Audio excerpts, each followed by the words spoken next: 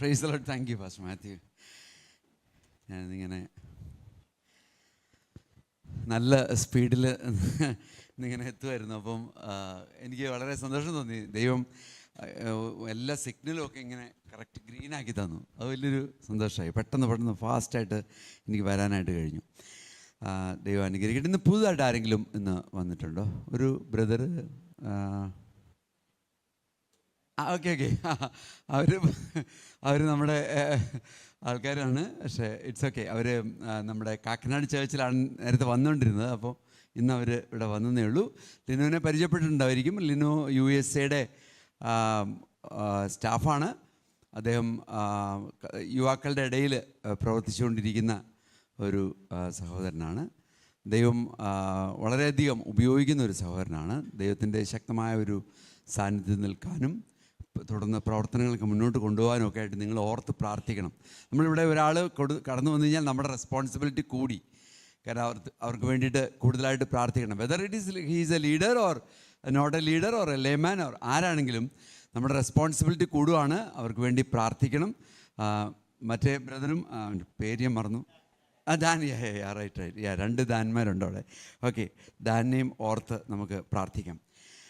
ഇന്ന് നമുക്ക് ദൈവവചനത്തിലേക്ക് കടക്കാം.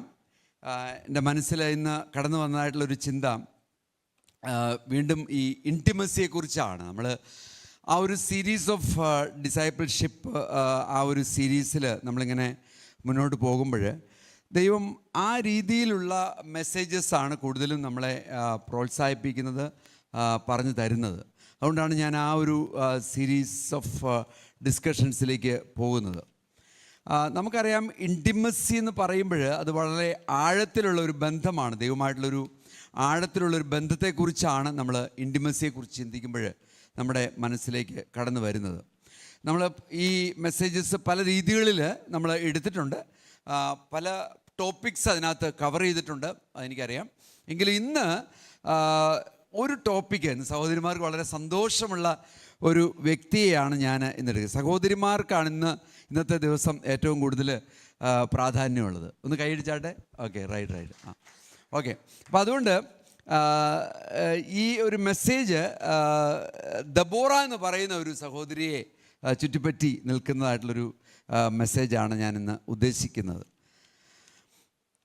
ആരോ പറഞ്ഞതുപോലെ സാക്ഷ്യം പറയാനായിട്ട് ഒരാളെ വിളിച്ചു, ചർച്ചിലേക്ക് വിളിച്ചു കഴിഞ്ഞപ്പോഴത്തേക്കും അയാൾ വന്നിട്ട് ഇങ്ങനെ തപ്പാനായിട്ട് തുടങ്ങി. അയാൾ അവിടെ തപ്പുന്നു, എവിടെ തപ്പുന്നു, പോക്കറ്റിൽ തപ്പുന്നു. അപ്പോൾ ചോദിച്ചു, എന്താ പ്രശ്നം, എന്താണ്? അത് പാസ്റ്റർ സാക്ഷ്യം കൊണ്ടുവന്നിട്ടില്ല എന്ന് പറഞ്ഞു. എന്ന് പറഞ്ഞതുപോലെ പ്രസംഗത്തിൻ്റെ ഞാൻ എഴുതി വെച്ചതൊക്കെ ആയിരുന്നു, പക്ഷേ അതിപ്പോൾ കാണുന്നില്ല എന്ന് എനിക്ക് തോന്നുന്നത്. ഓക്കെ, എന്തായാലും നമുക്ക് മുന്നോട്ട് കടന്നു പോകാം. നമ്മൾ ഈ ഇൻറ്റിമസിയെക്കുറിച്ച് നമ്മൾ ചിന്തിക്കുമ്പോൾ, ഇൻറ്റിമസി എന്ന് പറഞ്ഞാൽ അറിയാലോ, അതിൻ്റെ മലയാളത്തിലുള്ള വേർഡ് നമ്മൾ എടുക്കുകയാണെങ്കിൽ ആഴത്തിലുള്ള ഒരു ബന്ധം എന്നുള്ളതാണ് ഇൻറ്റിമസിയെക്കുറിച്ച് നമ്മൾ ചിന്തിക്കുമ്പോൾ നമുക്ക് പറയാനായിട്ട് കഴിയുന്നത്. നമ്മൾ ഈ ഇൻറ്റിമസി നമ്മുടെ ജീവിതത്തിൽ എത്രത്തോളം നമ്മൾ മുന്നോട്ട് ഡെവലപ്പ് ചെയ്ത് കൊണ്ടുവരാനായിട്ട് നമ്മൾക്ക് ശ്രമിക്കുന്നുവോ അത്രത്തോളം നമ്മുടെ ആശ്രയ വിശ്വാസം നമ്മൾക്ക് കൂടിക്കൊണ്ടിരിക്കും. മനസ്സിലായോ ഞാൻ പറഞ്ഞ സ്റ്റേറ്റ്മെൻറ്റ്? അത് ദൈവത്തിൽ നമുക്ക് ദൈവത്തോടുള്ള ഇൻറ്റിമസി നമുക്ക് എത്രത്തോളം വർദ്ധിച്ചു വരുന്നുവോ അത്രത്തോളം നമ്മുടെ ഡിപ്പെൻഡൻസി കൂടിക്കൊണ്ടിരിക്കും. തിരിച്ചും പറയാം അല്ലേ? നമ്മൾ എത്രത്തോളം ഇൻറ്റിമേറ്റ് ആണോ അത്രത്തോളം നമ്മൾ ഡിപ്പെൻഡ് ആയിരിക്കും, അല്ലേ? അതുപോലെ തന്നെ അപ്പം നമ്മൾ ദൈവം എന്ന് പറയുന്നത് നമ്മളെ സംബന്ധിച്ചിടത്തോളം ഒരു വസ്തുവായിട്ടല്ല നമ്മളതിനെ കാണുന്നത്, ഒരു ഐഡലായിട്ടല്ല നമ്മളതിനെ കാണുന്നത്. നമുക്കൊരു റിച്വലായിട്ട്, അല്ലെങ്കിൽ ഏതെങ്കിലും ഇപ്പോൾ സൺഡേ എഴുന്നേറ്റു എന്നാൽ പിന്നെ ദൈവത്തിൻ്റെ അടുത്ത് പോയി ഒരു നേർച്ച കഴിക്കാം, തൊഴുകാം, പ്രാർത്ഥിക്കാം എന്നുള്ള രീതിയിലല്ല നമ്മൾ ദൈവത്തെ നമ്മൾ കാണുന്നത്. നമ്മൾ ഒരുമിച്ച് കൂടി വരുന്നത് നമ്മുടെ ഇൻറ്റിമസി, നമ്മുടെ ആഴത്തിലുള്ള നമ്മുടെ ആ സ്നേഹം ദൈവത്തോട് പ്രകടിപ്പിക്കുവാനായിട്ടാണ് നമ്മൾ ശരിക്കും പറഞ്ഞാൽ ഈ സൺഡേ കടന്നു വരുന്നത്. നമുക്ക് ഗിറ്റാറുള്ളവൻ ഗിറ്റാർ എടുക്കുന്നു, അല്ല പാട്ട് പാടാൻ കഴിവുള്ളവർ പാട്ട് പാടുന്നു, കൊട്ടാൻ കഴിവുള്ളവർ കൊട്ടുന്നു. ഇനി എന്തെങ്കിലുമൊക്കെ ഒരു പ്ലേറ്റ് ആണെങ്കിലും ഒരു സ്പൂണും ഉണ്ടെന്നുണ്ടെങ്കിൽ തന്നെയും നമുക്ക് ആ ഒരു ഇൻറ്റിമസി ഉണ്ടെങ്കിൽ നമുക്കത് കഴിയും. അപ്പോൾ ഈ ഒരു മനസ്സിൽ ആ ഒരു വിഷയം നിങ്ങളുടെ തലയിൽ കിടക്കണം. അത് ഞാൻ അതൊന്ന് പറയുകയാണ്. ഇനി അടുത്തൊരു പോയിന്റിലേക്ക് നമ്മൾ കിടക്കുകയാണ്. അടുത്തൊരു പോയിന്റ് നമ്മൾ ചിന്തിക്കുന്നത്, ഈ ഇൻറ്റിമസി ശരിക്കും പറഞ്ഞു കഴിഞ്ഞാൽ ഒരു നല്ല ട്രസ്റ്റ് ഉണ്ടെങ്കിലേ അത് ബിൽഡ് ചെയ്യത്തുള്ളൂ. അതാണ് വേറെ രസം. നമ്മൾ ട്രസ്റ്റ് ബിൽഡ് ചെയ്യാനായിട്ട് നമ്മൾ ഇൻറ്റിമസി ബിൽഡ് ചെയ്യണമെന്ന് പറഞ്ഞതുപോലെ തന്നെ തിരിച്ച് ഇൻറ്റിമസി എന്ന് പറയുന്നത് അത് ഉണ്ടാകണമെന്നുണ്ടെങ്കിൽ എന്ത് വേണം? നമുക്കൊരു ട്രസ്റ്റ് വേണം, നമുക്കൊരു ആത്മവിശ്വാസം, ഒരു ട്രസ്റ്റ്, ഒരു ആശ്രയ വിശ്വാസവും നമുക്കുണ്ടാകണം. അപ്പോൾ തെസ്സലോനിക്കർക്ക് എഴുതിയ ലെഖനത്തിൽ അതിൻ്റെ 3-ാമത്തെ അധ്യായം അതിൻ്റെ 7-ാമത്തെ വാക്യത്തിൽ 1 തെസ്സലോനിയർ 3:7 സഹോദരന്മാരെ, ഞങ്ങളുടെ സകല കഷ്ടത്തിലും സങ്കടത്തിലും നിങ്ങളുടെ വിശ്വാസം ഹേതുവായി നിങ്ങളെക്കുറിച്ച് ആശ്വാസം പ്രാപിച്ചു. നിങ്ങൾ കർത്താവിൽ നിലനിൽക്കുന്നു എന്ന് അറിഞ്ഞ് ഞങ്ങൾ വീണ്ടും ജീവിക്കുന്നു. നമ്മുടെ ദൈവത്തിന്റെ സന്നിധിയിൽ നിങ്ങളെ ചൊല്ലി ഞങ്ങൾ സന്തോഷിക്കുന്ന സകല സന്തോഷത്തിനും തക്കതായ ദൈവത്തിന് എന്തൊരു സ്തോത്രം ചെയ്യുവാൻ ഞങ്ങളാൽ കഴിയും. ഇനി നിങ്ങളുടെ മുഖം കാണുവാനും നിങ്ങളുടെ വിശ്വാസത്തിന്റെ കുറവ് തീർപ്പാനുമായി ഞങ്ങൾ രാവും പകലും വളരെ താല്പര്യത്തോടെ പ്രാർത്ഥിച്ചു പോരും. മതി, ശരി. ഇവിടെ നമ്മൾ കാണുന്ന ഒരു കാഴ്ച, ഈ അപ്പോസ്തലനായ പൗലോസാണ് തെസ്സലോനിക്ക സഭയുടെ തുടക്കം അല്ലെങ്കിൽ അതിന് ആരംഭത്തിന് ഒക്കെ കാരണഭൂതനായിട്ട് തീർന്നത്. അവിടെ തിമോത്തി എന്ന് പറയുന്ന ഒരു ശിഷ്യനെ അദ്ദേഹം ഉപയോഗിച്ചിട്ടുണ്ട്. അപ്പോൾ ഈ തിമോത്തി ഇടയ്ക്കൊന്ന് വിസിറ്റ് ചെയ്ത് തെസ്സലോനിക്ക സഭയിൽ വിസിറ്റ് ചെയ്തിട്ട് ഒരു റിപ്പോർട്ട് കൊടുക്കുകയാണ്. അപ്പോൾ റിപ്പോർട്ട് കൊടുക്കുമ്പോൾ അത് കേട്ടിട്ടുള്ള ആൻസറാണ് നമ്മളിപ്പോൾ ഇവിടെ വായിച്ചത്. സഹോദരന്മാരെ, ഞങ്ങളുടെ സകല കഷ്ടത്തിലും സങ്കടത്തിലും നിങ്ങളുടെ വിശ്വാസം ഹേതുവായി ഞങ്ങൾ നിങ്ങളെക്കുറിച്ച് ആശ്വാസം പ്രാപിച്ചു. അപ്പോൾ ഈ തെസ്സലോനിക്ക സഭ എന്ന് പറഞ്ഞു കഴിഞ്ഞാൽ സത്യത്തിൽ തെസ്സലോനിക്ക സഭ വളരെ കഷ്ടതയിലൂടെ കടന്നു പോകുന്നൊരു സഭയാണ്. പക്ഷെ അവര് സാമ്പത്തികമായിട്ടും അതുപോലെ തന്നെ പ്രാർത്ഥനയിലുമൊക്കെ വളരെയധികം സപ്പോർട്ട് ചെയ്ത ഒരു സഭയാണ്. അതാണ് ഈ പൗലോസ് പറഞ്ഞതിൻ്റെ ഒരു സാരം എന്ന് പറയുന്നത്. അപ്പം നമ്മുടെ വിശ്വാസത്തിൽ നമ്മൾ ആഴത്തിൽ നിൽക്കുമ്പോൾ നമ്മൾ വളരെ കഷ്ടതയിലൂടെയോ പ്രയാസത്തിലൂടെയോ രോഗത്തിലൂടെയോ പല വിഷയങ്ങളിലൂടെയോ ഒക്കെ കടന്നു പോകുന്നവരാണെങ്കിലും ദൈവത്തിലുള്ള വിശ്വാസവും ദൈവത്തിലുള്ള ട്രസ്റ്റും ദൈവത്തിലുള്ള ഇൻറ്റിമസിയും ആഴത്തിലുള്ള ബന്ധവും നമുക്കുണ്ടെങ്കിൽ നമുക്ക് നഷ്ടപ്പെടാതിരിക്കുന്ന ഒരു ക്വാളിറ്റിയാണ് എന്ത്? ഈ ഇൻറ്റിമസി അല്ലെങ്കിൽ ഈ ആ ഒരു സ്നേഹമെന്ന് പറയുന്നത്. അപ്പം അതുകൊണ്ട് എന്ത് സംഭവിക്കും? നമുക്ക് ഇൻറ്റിമസി ഉണ്ടെങ്കിൽ നമ്മളെ സ്നേഹിക്കുന്നവരെക്കുറിച്ചും നമ്മളെ കരുതുന്നവരെക്കുറിച്ചും ഒക്കെ നമുക്ക് എപ്പോഴും എന്തുണ്ടാവും? നമുക്കൊരു വലിയ താല്പര്യം ഉണ്ടായിക്കൊണ്ടിരിക്കും. അതാണ് ഇവിടെ അപ്പോസ്തലനായ പൗലോസ് പറഞ്ഞതിൻ്റെ സാരം അതാണ്. അപ്പോൾ തെസ്സലോനിക്ക സഭ കഷ്ടതയിലൂടെയും പ്രയാസത്തിലൂടെയും ഒക്കെ കടന്നു വരുമ്പോൾ ദൈവത്തോടുള്ള ഇൻറ്റിമസിയിൽ അവർക്കൊരു കുറവുമുണ്ടായിരുന്നില്ല. ഞാനിന്ന് ചോദിച്ചോട്ടെ, നമ്മൾ കഷ്ടതയിലൂടെയും പ്രയാസത്തിലൂടെയും ഒക്കെ കടന്നു പോകുമ്പോൾ നമുക്ക് ഇത്തരത്തിലുള്ളൊരു കുറവ് ഉണ്ടോ? ഇത്തരത്തിലുള്ള ഒരു ഫ്രസ്ട്രേഷൻ നമ്മുടെ ജീവിതത്തിലുണ്ടോ? ദൈവത്തോടുള്ള ഇൻറ്റിമസി നമുക്ക് കുറയുന്നുണ്ടോ? നമ്മളത് ചിന്തിച്ചാൽ മതി. നമ്മളൊരു പ്രശ്നം വന്നു കഴിയുമ്പോൾ ദൈവത്തോടുള്ള നമ്മുടെ ആറ്റിറ്റ്യൂഡ് എന്താണെന്ന് നമ്മളൊന്ന് നോക്കിക്കഴിഞ്ഞാൽ നമുക്ക് അറിയാൻ പറ്റും നമ്മൾ എത്രത്തോളം ദൈവത്തോട് ഇൻറ്റിമേറ്റ് ആണെന്നുള്ള കാര്യം. ഞാൻ പറഞ്ഞു മനസ്സിലായോ? മാനുഷികമായിട്ട് ചിന്തിച്ചാലും ഇത് തന്നെയാണ്. ഹസ്ബൻഡ് ആൻഡ് വൈഫ് റിലേഷൻഷിപ്പിലാണെങ്കിലും മറ്റേതൊരു ബന്ധങ്ങളിലാണെങ്കിലും ഇത് കറക്റ്റാണ്. ഒരു പ്രശ്നം വന്നു കഴിയുമ്പോൾ, ഒരു പ്രയാസം വന്നു കഴിയുമ്പോൾ നമ്മൾ എങ്ങനെയാണ് അതിനോട് അപ്രോച്ച് ചെയ്യുന്നത്, നമ്മൾ എങ്ങനെയാണ് അതിനോട് പ്രതികരിക്കുന്നത്, ഇത് വളരെ ഇമ്പോർട്ടൻ്റ് ആയിട്ടൊരു വിഷയമാണ്. അപ്പോൾ ആഴത്തിലുള്ള ബന്ധം ദൈവത്തോട് നമ്മൾക്ക് എങ്ങനെയെങ്കിലുമൊക്കെ നമ്മുടെ ജീവിതത്തിൽ കൊണ്ടുവരണം. അത് കൊണ്ടുവരാൻ ഞാനിത് പറയാൻ കാര്യം എന്താണെന്ന് വെച്ച് കഴിഞ്ഞാൽ, ഞാനിന്ന് ഇതിൻ്റെ ഡെഡിക്കേഷനുമായി ബന്ധപ്പെട്ടിട്ട് ഞാനിങ്ങനെ കുട്ടികളെ എങ്ങനെ ഈ ആഴത്തിലുള്ള ബന്ധത്തിലേക്ക് കൊണ്ടുവരാൻ കഴിയും എന്നുള്ളതിനെക്കുറിച്ചൊക്കെ ഇങ്ങനെ ഒരുപാട് ചിന്തിച്ചുകൊണ്ടിരിക്കുകയാണ്. അവനിപ്പോൾ ചെറുതാണ്, ഇപ്പം ഒക്കത്തിരിക്കുന്ന ഒരു കൊച്ചാണ്. പക്ഷേ നമ്മുടെ വിഷൻ എന്ന് പറയുന്നത് ഈ ഒക്കത്തിരിക്കുന്ന ഒരു കുഞ്ഞിനെ അല്ല നമ്മൾ വിഷൻ കാണേണ്ടത്. നമ്മൾ കാണേണ്ടുന്ന വിഷൻ എന്ന് പറയുന്നത് അവൻ ഇവിടെ നിൽക്കുന്നു, പ്രസംഗിക്കുന്നു, അല്ലെങ്കിൽ മറ്റൊരു ആളെ ഡിസൈപ്പിൾ ചെയ്യുന്നു, അല്ലെങ്കിൽ വേറൊരു രാജ്യത്ത് പോയൊരു മിഷൻ പ്രവർത്തനം നടത്തുന്നു. ഇങ്ങനെയുള്ള ഒരു കാര്യമാണ് നമ്മൾ കുഞ്ഞുങ്ങളെക്കുറിച്ച് കാണുമ്പോൾ നമ്മൾ കാണുന്നത്. അപ്പോൾ അവിടെ ദൈവവുമായിട്ടുള്ള റിലേഷൻഷിപ്പ് നമ്മുടെ കുടുംബ ബന്ധങ്ങളിലും അല്ലെങ്കിൽ നമ്മുടെ വ്യക്തിപരമായിട്ടുള്ള ജീവിതത്തിലും ഉണ്ടെങ്കിൽ മാത്രമാണ് കുഞ്ഞിന് നമ്മളെ ഒബ്സർവ് ചെയ്യുമ്പോൾ ഓ, ഈ സഹോദരി ഇത്രത്തോളം പ്രശ്നത്തിലൂടെ കടന്നു പോയിട്ട്, അല്ലെങ്കിൽ എൻ്റെ അമ്മ ഇത്രത്തോളം പ്രശ്നത്തിലൂടെ കടന്നു പോയിട്ട്, എൻ്റെ ഫാദർ ഇത്രത്തോളം പ്രശ്നത്തിലൂടെ കടന്നു പോയിട്ട്, ഇവരാരും തന്നെ ദൈവത്തെ തള്ളിപ്പറയുന്നില്ലല്ലോ, ഈ ദൈവത്തോട് ചേർന്നാണല്ലോ നിൽക്കുന്നത് എന്ന് ഈ കുഞ്ഞിൻ്റെ മനസ്സിലേക്ക് കടന്നു വരുമ്പോൾ വ്യത്യാസം ഉണ്ടാവും, ലൈഫിനൊരു വ്യത്യാസം ഉണ്ടാവും. അതാണ് നമ്മുടെ ഒരു പോയിന്റ് എന്ന് പറയുന്നത്. ഞാൻ അതിലേക്ക് കടക്കാം. അപ്പോൾ ഫെയ്ത്ത് എന്ന് പറയുന്നത്, വിശ്വാസം എന്ന് പറയുന്നത്, ഇത് വർദ്ധിച്ചു വരുന്ന, അല്ലെങ്കിൽ ഇത് ഓരോ കാലാകാലങ്ങളിൽ നമ്മുടെ പ്രായഭേദ്യമേന്യ അല്ലെങ്കിൽ പ്രായത്തിൻ്റെ ഓരോ കാലഘട്ടങ്ങളിൽ ഇതിൻ്റെ ക്വാളിറ്റി, ഇതിൻ്റെ ആ ഗുണം ഇങ്ങനെ ചിലപ്പോൾ വർദ്ധിച്ച് ഇങ്ങനെ വന്നുകൊണ്ടേയിരിക്കും. അവിടെയാണ് നമ്മൾ ശ്രദ്ധിക്കേണ്ടത്. അതിന് നമ്മൾക്ക് കാരണഭൂതമാകുന്നത് നമ്മുടെ ബന്ധങ്ങളാണ്, നമ്മുടെ റിലേഷൻഷിപ്പുകളാണ്. ഈ റിലേഷൻഷിപ്പ് നമ്മൾ ഭൂമിയിലുള്ള മറ്റുള്ള വ്യക്തികളുമായിട്ടുള്ളതുപോലെ തന്നെ നമ്മുടെ ദൈവത്തോടും നമുക്ക് ആ ഒരു ബന്ധം ആഴമുള്ളതാണെങ്കിൽ തീർച്ചയായിട്ടും നമ്മൾക്ക് പ്രതീക്ഷിക്കാം, നമ്മളെ വിളിച്ച ദൈവം അതാത് സമയങ്ങളിൽ നമ്മളെ ഉപയോഗിച്ചു കൊണ്ടിരിക്കുകയാണ്. എത്ര പേര് ഇന്ന് പകൽക്കാലം, ഞാൻ ഒറ്റ ചോദ്യം നിങ്ങളോട് ചോദിച്ചിട്ട് ഈ മെയിൻ പ്രസംഗ വിഷയത്തിലേക്ക് കടക്കാം. എത്ര പേര് ഇന്ന് നിങ്ങളുടെ വിളി തിരിച്ചറിഞ്ഞിട്ട് ആ വിളിക്ക് അനുയോജ്യമായ രീതിയിൽ ദൈവത്തോട് പ്രതികരിച്ചു കൊണ്ടിരിക്കുന്നവർ എത്ര പേരുണ്ട്?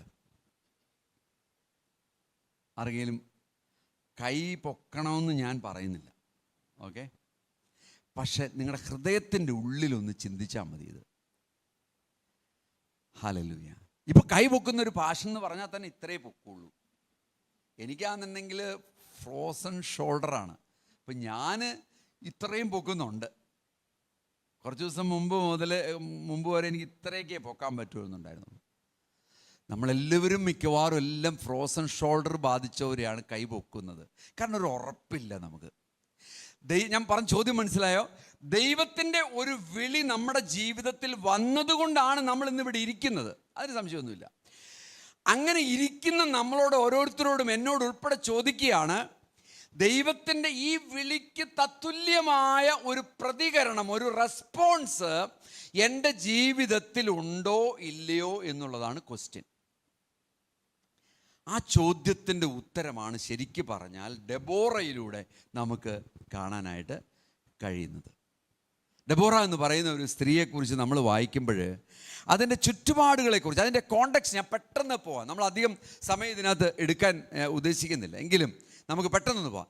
ഡെബോറയുടെ ഈ കോണ്ടെക്സ്റ്റ് എന്താണ്? ഡെബോറയുടെ ഈ കോണ്ടെക്സ്റ്റ് എന്ന് പറഞ്ഞാൽ, നമ്മൾ ജഡ്ജസ്, ന്യായാധിപന്മാരുടെ പുസ്തകം 2-ാം അധ്യായം അതിൻ്റെ 11-12 വായിച്ചു കഴിഞ്ഞാൽ നമുക്ക് അപ്പറയാൻ പറ്റും എന്താണ് ഇതിൻ്റെ കോണ്ടെക്സ്റ്റ് എന്നുള്ളത്. പ്രത്യേകം ശ്രദ്ധിച്ചോണം, നമ്മൾ ഇന്നായിരിക്കുന്ന കുടുംബങ്ങൾ കേട്ടോ, പ്രത്യേകം ഓർത്തോണേ. ഒരു ഫാമിലി എന്ന് പറയുന്നത് ഒരു ജനറേഷൻ എവേ ഫ്രം ശരിക്കും ഒരു ഡിക്ലൈൻ, അല്ലെങ്കിൽ ഈ ഒരു അടുത്ത തലമുറ എങ്ങനെ ആയിരിക്കുമെന്ന് നമുക്ക് ഉറപ്പ് പറയാൻ പറ്റുമോ? നമ്മുടെ ഈ തലമുറയിൽ നമ്മൾ ദൈവത്തിലുള്ള വിശ്വാസത്തിൽ ശക്തിയോടെ നിൽക്കുന്നുണ്ട്. എന്നാൽ എൻ്റെ അടുത്ത ഈ തലമുറ എങ്ങനെ ആയിരിക്കുമെന്ന് എനിക്ക് പറയാൻ കഴിയാത്ത ഒരു സാഹചര്യത്തിലാണ് നമ്മൾ ഇന്ന് ജീവിക്കുന്നത്.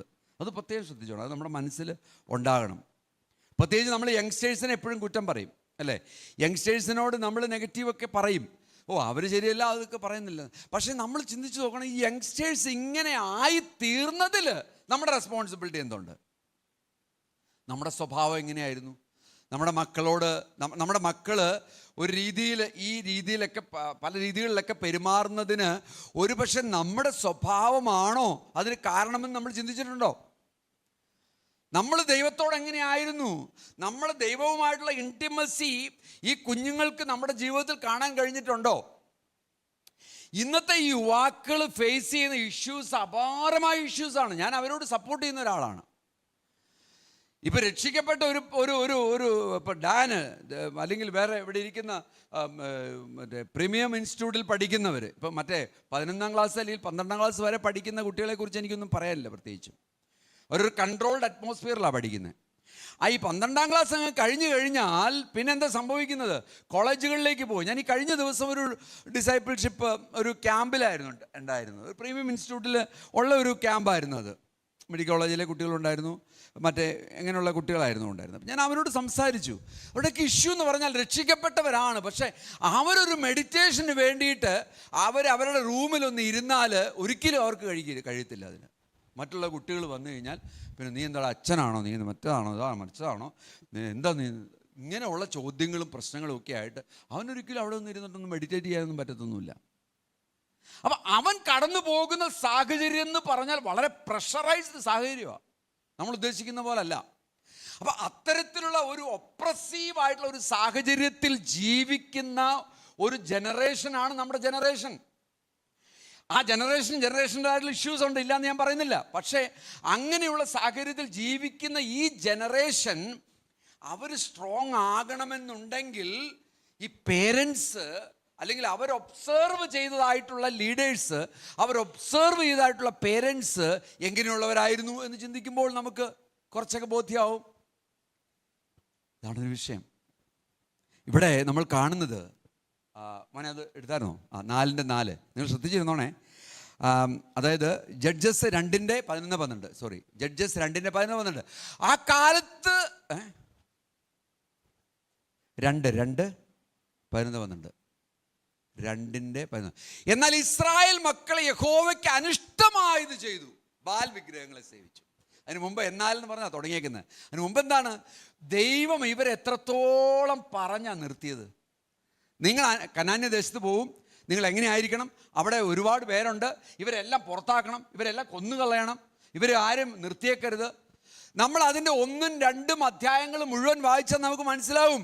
ഓരോ ഗോത്രങ്ങളും അവരവരുടേതായിട്ടുള്ള ആവശ്യങ്ങൾക്കായിട്ട് അന്ന് ജീവിച്ചിരുന്ന ഈ കനാന്യരെയും മറ്റ് മോവാബിരെയും ഫെലിസ്ത്യരെയും ഇവരെല്ലാവരെയും ഉപയോഗിച്ചുകൊണ്ടിരുന്നു. മനസ്സിലായോ? അവരാരെയും ദൈവം എന്താ പറഞ്ഞേനെ? ഒരൊറ്റ എണ്ണത്തിനെ അടുപ്പിച്ചേക്കരുത്, എല്ലാത്തിനും തട്ടിക്കളഞ്ഞേക്കണം. അങ്ങനെയൊക്കെ പറയുമ്പോഴാണ് പണ്ടത്തെ ഡോക്ടർ ഗോപാലകൃഷ്ണൻ പറഞ്ഞതുപോലെ ഈ ക്രിസ്ത്യാനികളെന്ന് പറഞ്ഞു കഴിഞ്ഞാൽ കൊല്ലുക അങ്ങനെയുള്ളതാണെന്നൊക്കെ പറയുന്നത് കേട്ടോ. പക്ഷെ അത് നമ്മൾ അതിനെ കണക്ട് ചെയ്യരുത്. ഇതൊരു വളരെ ഇമ്പോർട്ടൻ്റ് ആയിട്ടുള്ള കാര്യമാണ്. ഇത് വളരെ ഇമ്പോർട്ടൻ്റ് ആയിട്ടുള്ള പോയിന്റാണ്. ദൈവം വളരെ ക്ലിയർ ആയിട്ട് പറഞ്ഞിട്ടുണ്ട്. ദൈവത്തിൻ്റെ കയ്യിലാണ് ജീവൻ ഇരിക്കുന്നത്, ദൈവമാണ് ഡയറക്റ്റ് ചെയ്യുന്നത്, ദൈവമാണ് എല്ലാ കാര്യവും നോക്കുന്നത്. അപ്പം അതുകൊണ്ട് ഇവരെന്ത് ചെയ്തു? ഇവർ ഈ കനാന്യ ദേശത്ത് പ്രവേശിച്ച ഉടനെ തന്നെ ഇവർ വളരെ ലക്ഷൂറിയസ് ആയി, വളരെ കംഫോർട്ട് സോണിലായി. ഇന്ന് മലയാളികളുടെ പ്രശ്നം ഇതാ, ഭയങ്കര കംഫോർട്ട് സോണിലാണ്. ഫാനിൻ്റെ സ്വിച്ച് ഇടണമെങ്കിൽ ഏതെങ്കിലും ഹിന്ദിക്കാരൻ വേണം എന്ന് വന്നിരിക്കുകയാണ് ഇപ്പോൾ. അവരെ കുറ്റം പറയാൻ പറ്റില്ല. അങ്ങനെ ഒരു സിറ്റുവേഷൻ ആയിട്ടിരിക്കുക. ഞാൻ എൻ്റെ വീട്ടിൽ വെണ്ടയ്ക്കയും വഴുതനങ്ങയും അതും ഇതും ഒക്കെ നടണമെന്ന് ഭയങ്കര ആഗ്രഹമായിട്ട് ഈ വിത്തുകളെല്ലാം മേടിച്ചു വെച്ചു എന്നുള്ളതല്ലാതെ ഇതൊന്നും നടാനായിട്ട് പറ്റിയിട്ടില്ല. കാരണം എന്താണ്? ഹിന്ദിക്കാരനെ നോക്കിയിരിക്കുകയാണ്, അല്ലെങ്കിൽ തമിഴനെ നോക്കിയിരിക്കുകയാണ്. മലയാളി ഒരു രീതിയിലും കിട്ടത്തില്ല. ഞാൻ പറഞ്ഞ മനസ്സിലായോ? ഞാൻ അവരെ എതിർത്തോണ്ട് പറയുന്നതല്ല. നമ്മൾ ദൈവം പറഞ്ഞതിനനുസരിച്ചല്ല ജീവിക്കുന്നത്, നമ്മൾ കംഫോർട്ട് സോണിലായിരിക്കുന്നത്. അതുകൊണ്ട് എന്ത് സംഭവിച്ചു എന്നാണ് പറയുന്നത്? യഹോവയ്ക്ക് അനിഷ്ടമായത് ചെയ്യുവാൻ അവരെ പ്രേരിപ്പിച്ചുകൊണ്ടിരിക്കുന്ന ഒരു സിന്ന്, ഒരു അസത്യം അവിടെ വാഴാൻ തുടങ്ങി. ബാലിൻ്റെ വിഗ്രഹം തന്നെ ഉണ്ടല്ലോ, മതിയല്ലോ. പാപത്തിലൂടെ അവർ കടന്നു പോയിക്കൊണ്ടിരിക്കുക. ഇതാണ് അവിടുത്തെ കോണ്ടെക്സ്റ്റ്. റിബല്യസ് ആയിട്ടുള്ള ജനവിഭാഗങ്ങളാണ്. പ്രോബ്സ് 2:26 നമ്മൾ വായിക്കുന്നുണ്ട്, Israel failed to train the children in Lord's ways. Proverbs പറയുന്നത് എന്താണ്? You train your children in Lord's ways. ദൈവത്തിൻ്റെ വഴികളിൽ നിങ്ങൾ നിങ്ങളെ കുഞ്ഞുങ്ങളെ പഠിപ്പിക്കാനാണ് പറഞ്ഞത്. ഇതൊന്നും പഠിപ്പിക്കാനായിട്ട് ആർക്കും സമയമില്ല. പഠിപ്പിക്കണ്ട. ഇപ്പം ഇതിനെന്ത് പഠിപ്പിക്കാനാ? ഇതിനൊന്നും പഠിപ്പിക്കണ്ട. പക്ഷെ ഇതിനെന്ത് ചെയ്യുന്നു? വളർന്നു വരുന്നതിനനുസരിച്ച് അവൻ്റെ കണ്ണും അവൻ്റെ കാതും എവിടെ ഇരിക്കുക? എങ്ങനെയാണ് റെനി പെരുമാറുന്നത്, എങ്ങനെയാണ് അലീന പെരുമാറുന്നത്, ഇതാണ് അവൻ നോക്കിക്കൊണ്ടിരിക്കുന്നത്. നിങ്ങൾ വളരെ ശ്രദ്ധിക്കണം ഇക്കാര്യം. അപ്പോൾ ഞാൻ ഈ രണ്ട് മെസ്സേജും കൂടെ ഒരുമിച്ച് പറയാനായിട്ട് ശ്രമിച്ചുകൊണ്ടിരിക്കുക കേട്ടോ. ഡെഡിക്കേഷൻ്റെ മെസ്സേജും ഉണ്ട്, ഈ മെസ്സേജും ഉണ്ട്. അങ്ങനെ ഒരുമിച്ച് പോകണം, അല്ലെങ്കിൽ സമയത്തിൽ നമ്മൾ തീർക്കാൻ പറ്റില്ലല്ലോ. അപ്പോൾ ഇവിടുത്തെ കോണ്ടെക്സ്റ്റ് അതാണ്, ദെബോറയുടെ സാഹചര്യം അതാണ്. ആ സമയത്ത് അങ്ങനെ മുന്നോട്ട് പോയിക്കൊണ്ടിരിക്കുക. ഇനി നമ്മൾ ഒരൊറ്റ വാക്യം കണ്ടിട്ടാണ് ദെബോറയെ കുറിച്ച് നമ്മൾ കാണാൻ പോകുന്നത്. എന്താണ്? 4:4 മക്കളെ, 4:4. കുറച്ച് നാളായിട്ടാണ് ഞാൻ നവീനെ കാണുന്നത്. സന്തോഷമായിട്ടിരിക്കുന്നു. ഓക്കെ, തലയൊക്കെ നേവി കട്ടൊക്കെ കടിച്ച് വന്നിരിക്കുക, സൂപ്പറായിട്ടുണ്ട്. ആ കാലത്ത് ലപ്പിദോത്തിൻ്റെ ഭാര്യയായിട്ടുള്ള ദെബോര എന്ന പ്രവാചക ഇസ്രായേലിൽ ന്യായപാലനം ചെയ്തു. ഈ ഒരൊറ്റ സെൻറ്റൻസല്ലേ ഉള്ളൂ പാസ്റ്റർ മാത്യു ദെബോറയെ കുറിച്ച് നമ്മൾ വായിക്കുന്നത്. നിങ്ങൾ ശ്രദ്ധിച്ച് നോക്കിയേ, ഈ ന്യായപാലനം ചെയ്തു എന്നൊക്കെ അങ്ങോട്ട് പറയുമ്പോഴത്തേക്കും നമ്മൾ എന്തെങ്കിലും ആരൊക്കെയോ ന്യായാധിപതിയായിട്ട് നിർത്തി എന്നൊക്കെ അങ്ങ് ചിന്തിച്ചു പോകും അല്ലേ. സാം ആൻഡ് നാൻസിയെ കുറിച്ച് നിങ്ങൾ ആരെങ്കിലും കേട്ടിട്ടുണ്ടോ? സാം ആൻഡ് നാൻസിയെ കുറിച്ച് അറിയാവുന്നവരാരെങ്കിലും ഉണ്ടോ ഇവിടെ? ഇവരിവിടെ ഉണ്ടായിരുന്നവരാണ്. ഇവരുണ്ടായിരുന്നിട്ട് ഇവർ നേരെ ന്യൂസിലാൻഡിലേക്ക് പോയി. ഈ ന്യൂസിലാൻഡിൽ പോയി അദ്ദേഹം പല കാര്യങ്ങളൊക്കെ പഠിച്ചു, അങ്ങനെ കാര്യങ്ങളൊക്കെ നടത്തി. അപ്പോൾ ന്യൂസിലാൻഡിലൊരു റൂളുണ്ട്, എന്താണെന്നറിയോ? അവിടെ ക്വാളിഫൈഡ് ആയിട്ടുള്ള ഒരു വ്യക്തിയെ ജസ്റ്റിസ് ഓഫ് പീസ് എന്ന് പറയുന്ന ഒരു പോസ്റ്റ് കൊടുത്ത് നിർത്താൻ പറ്റും. സാമിന് ആ പോസ്റ്റ് കിട്ടി. ശ്രദ്ധിച്ചാണ്, അത്രേ ഉള്ളൂ. സാം അവിടെ ന്യായം പാലിക്കാനൊന്നും അങ്ങനെയൊന്നും കൊടുത്തിട്ടൊന്നുമില്ല. പക്ഷേ സാമിന് അങ്ങനെ ഒരു പോസ്റ്റ് കൊടുത്തു. എന്തുകൊണ്ട് സാമിന് പോസ്റ്റ് കൊടുത്തു?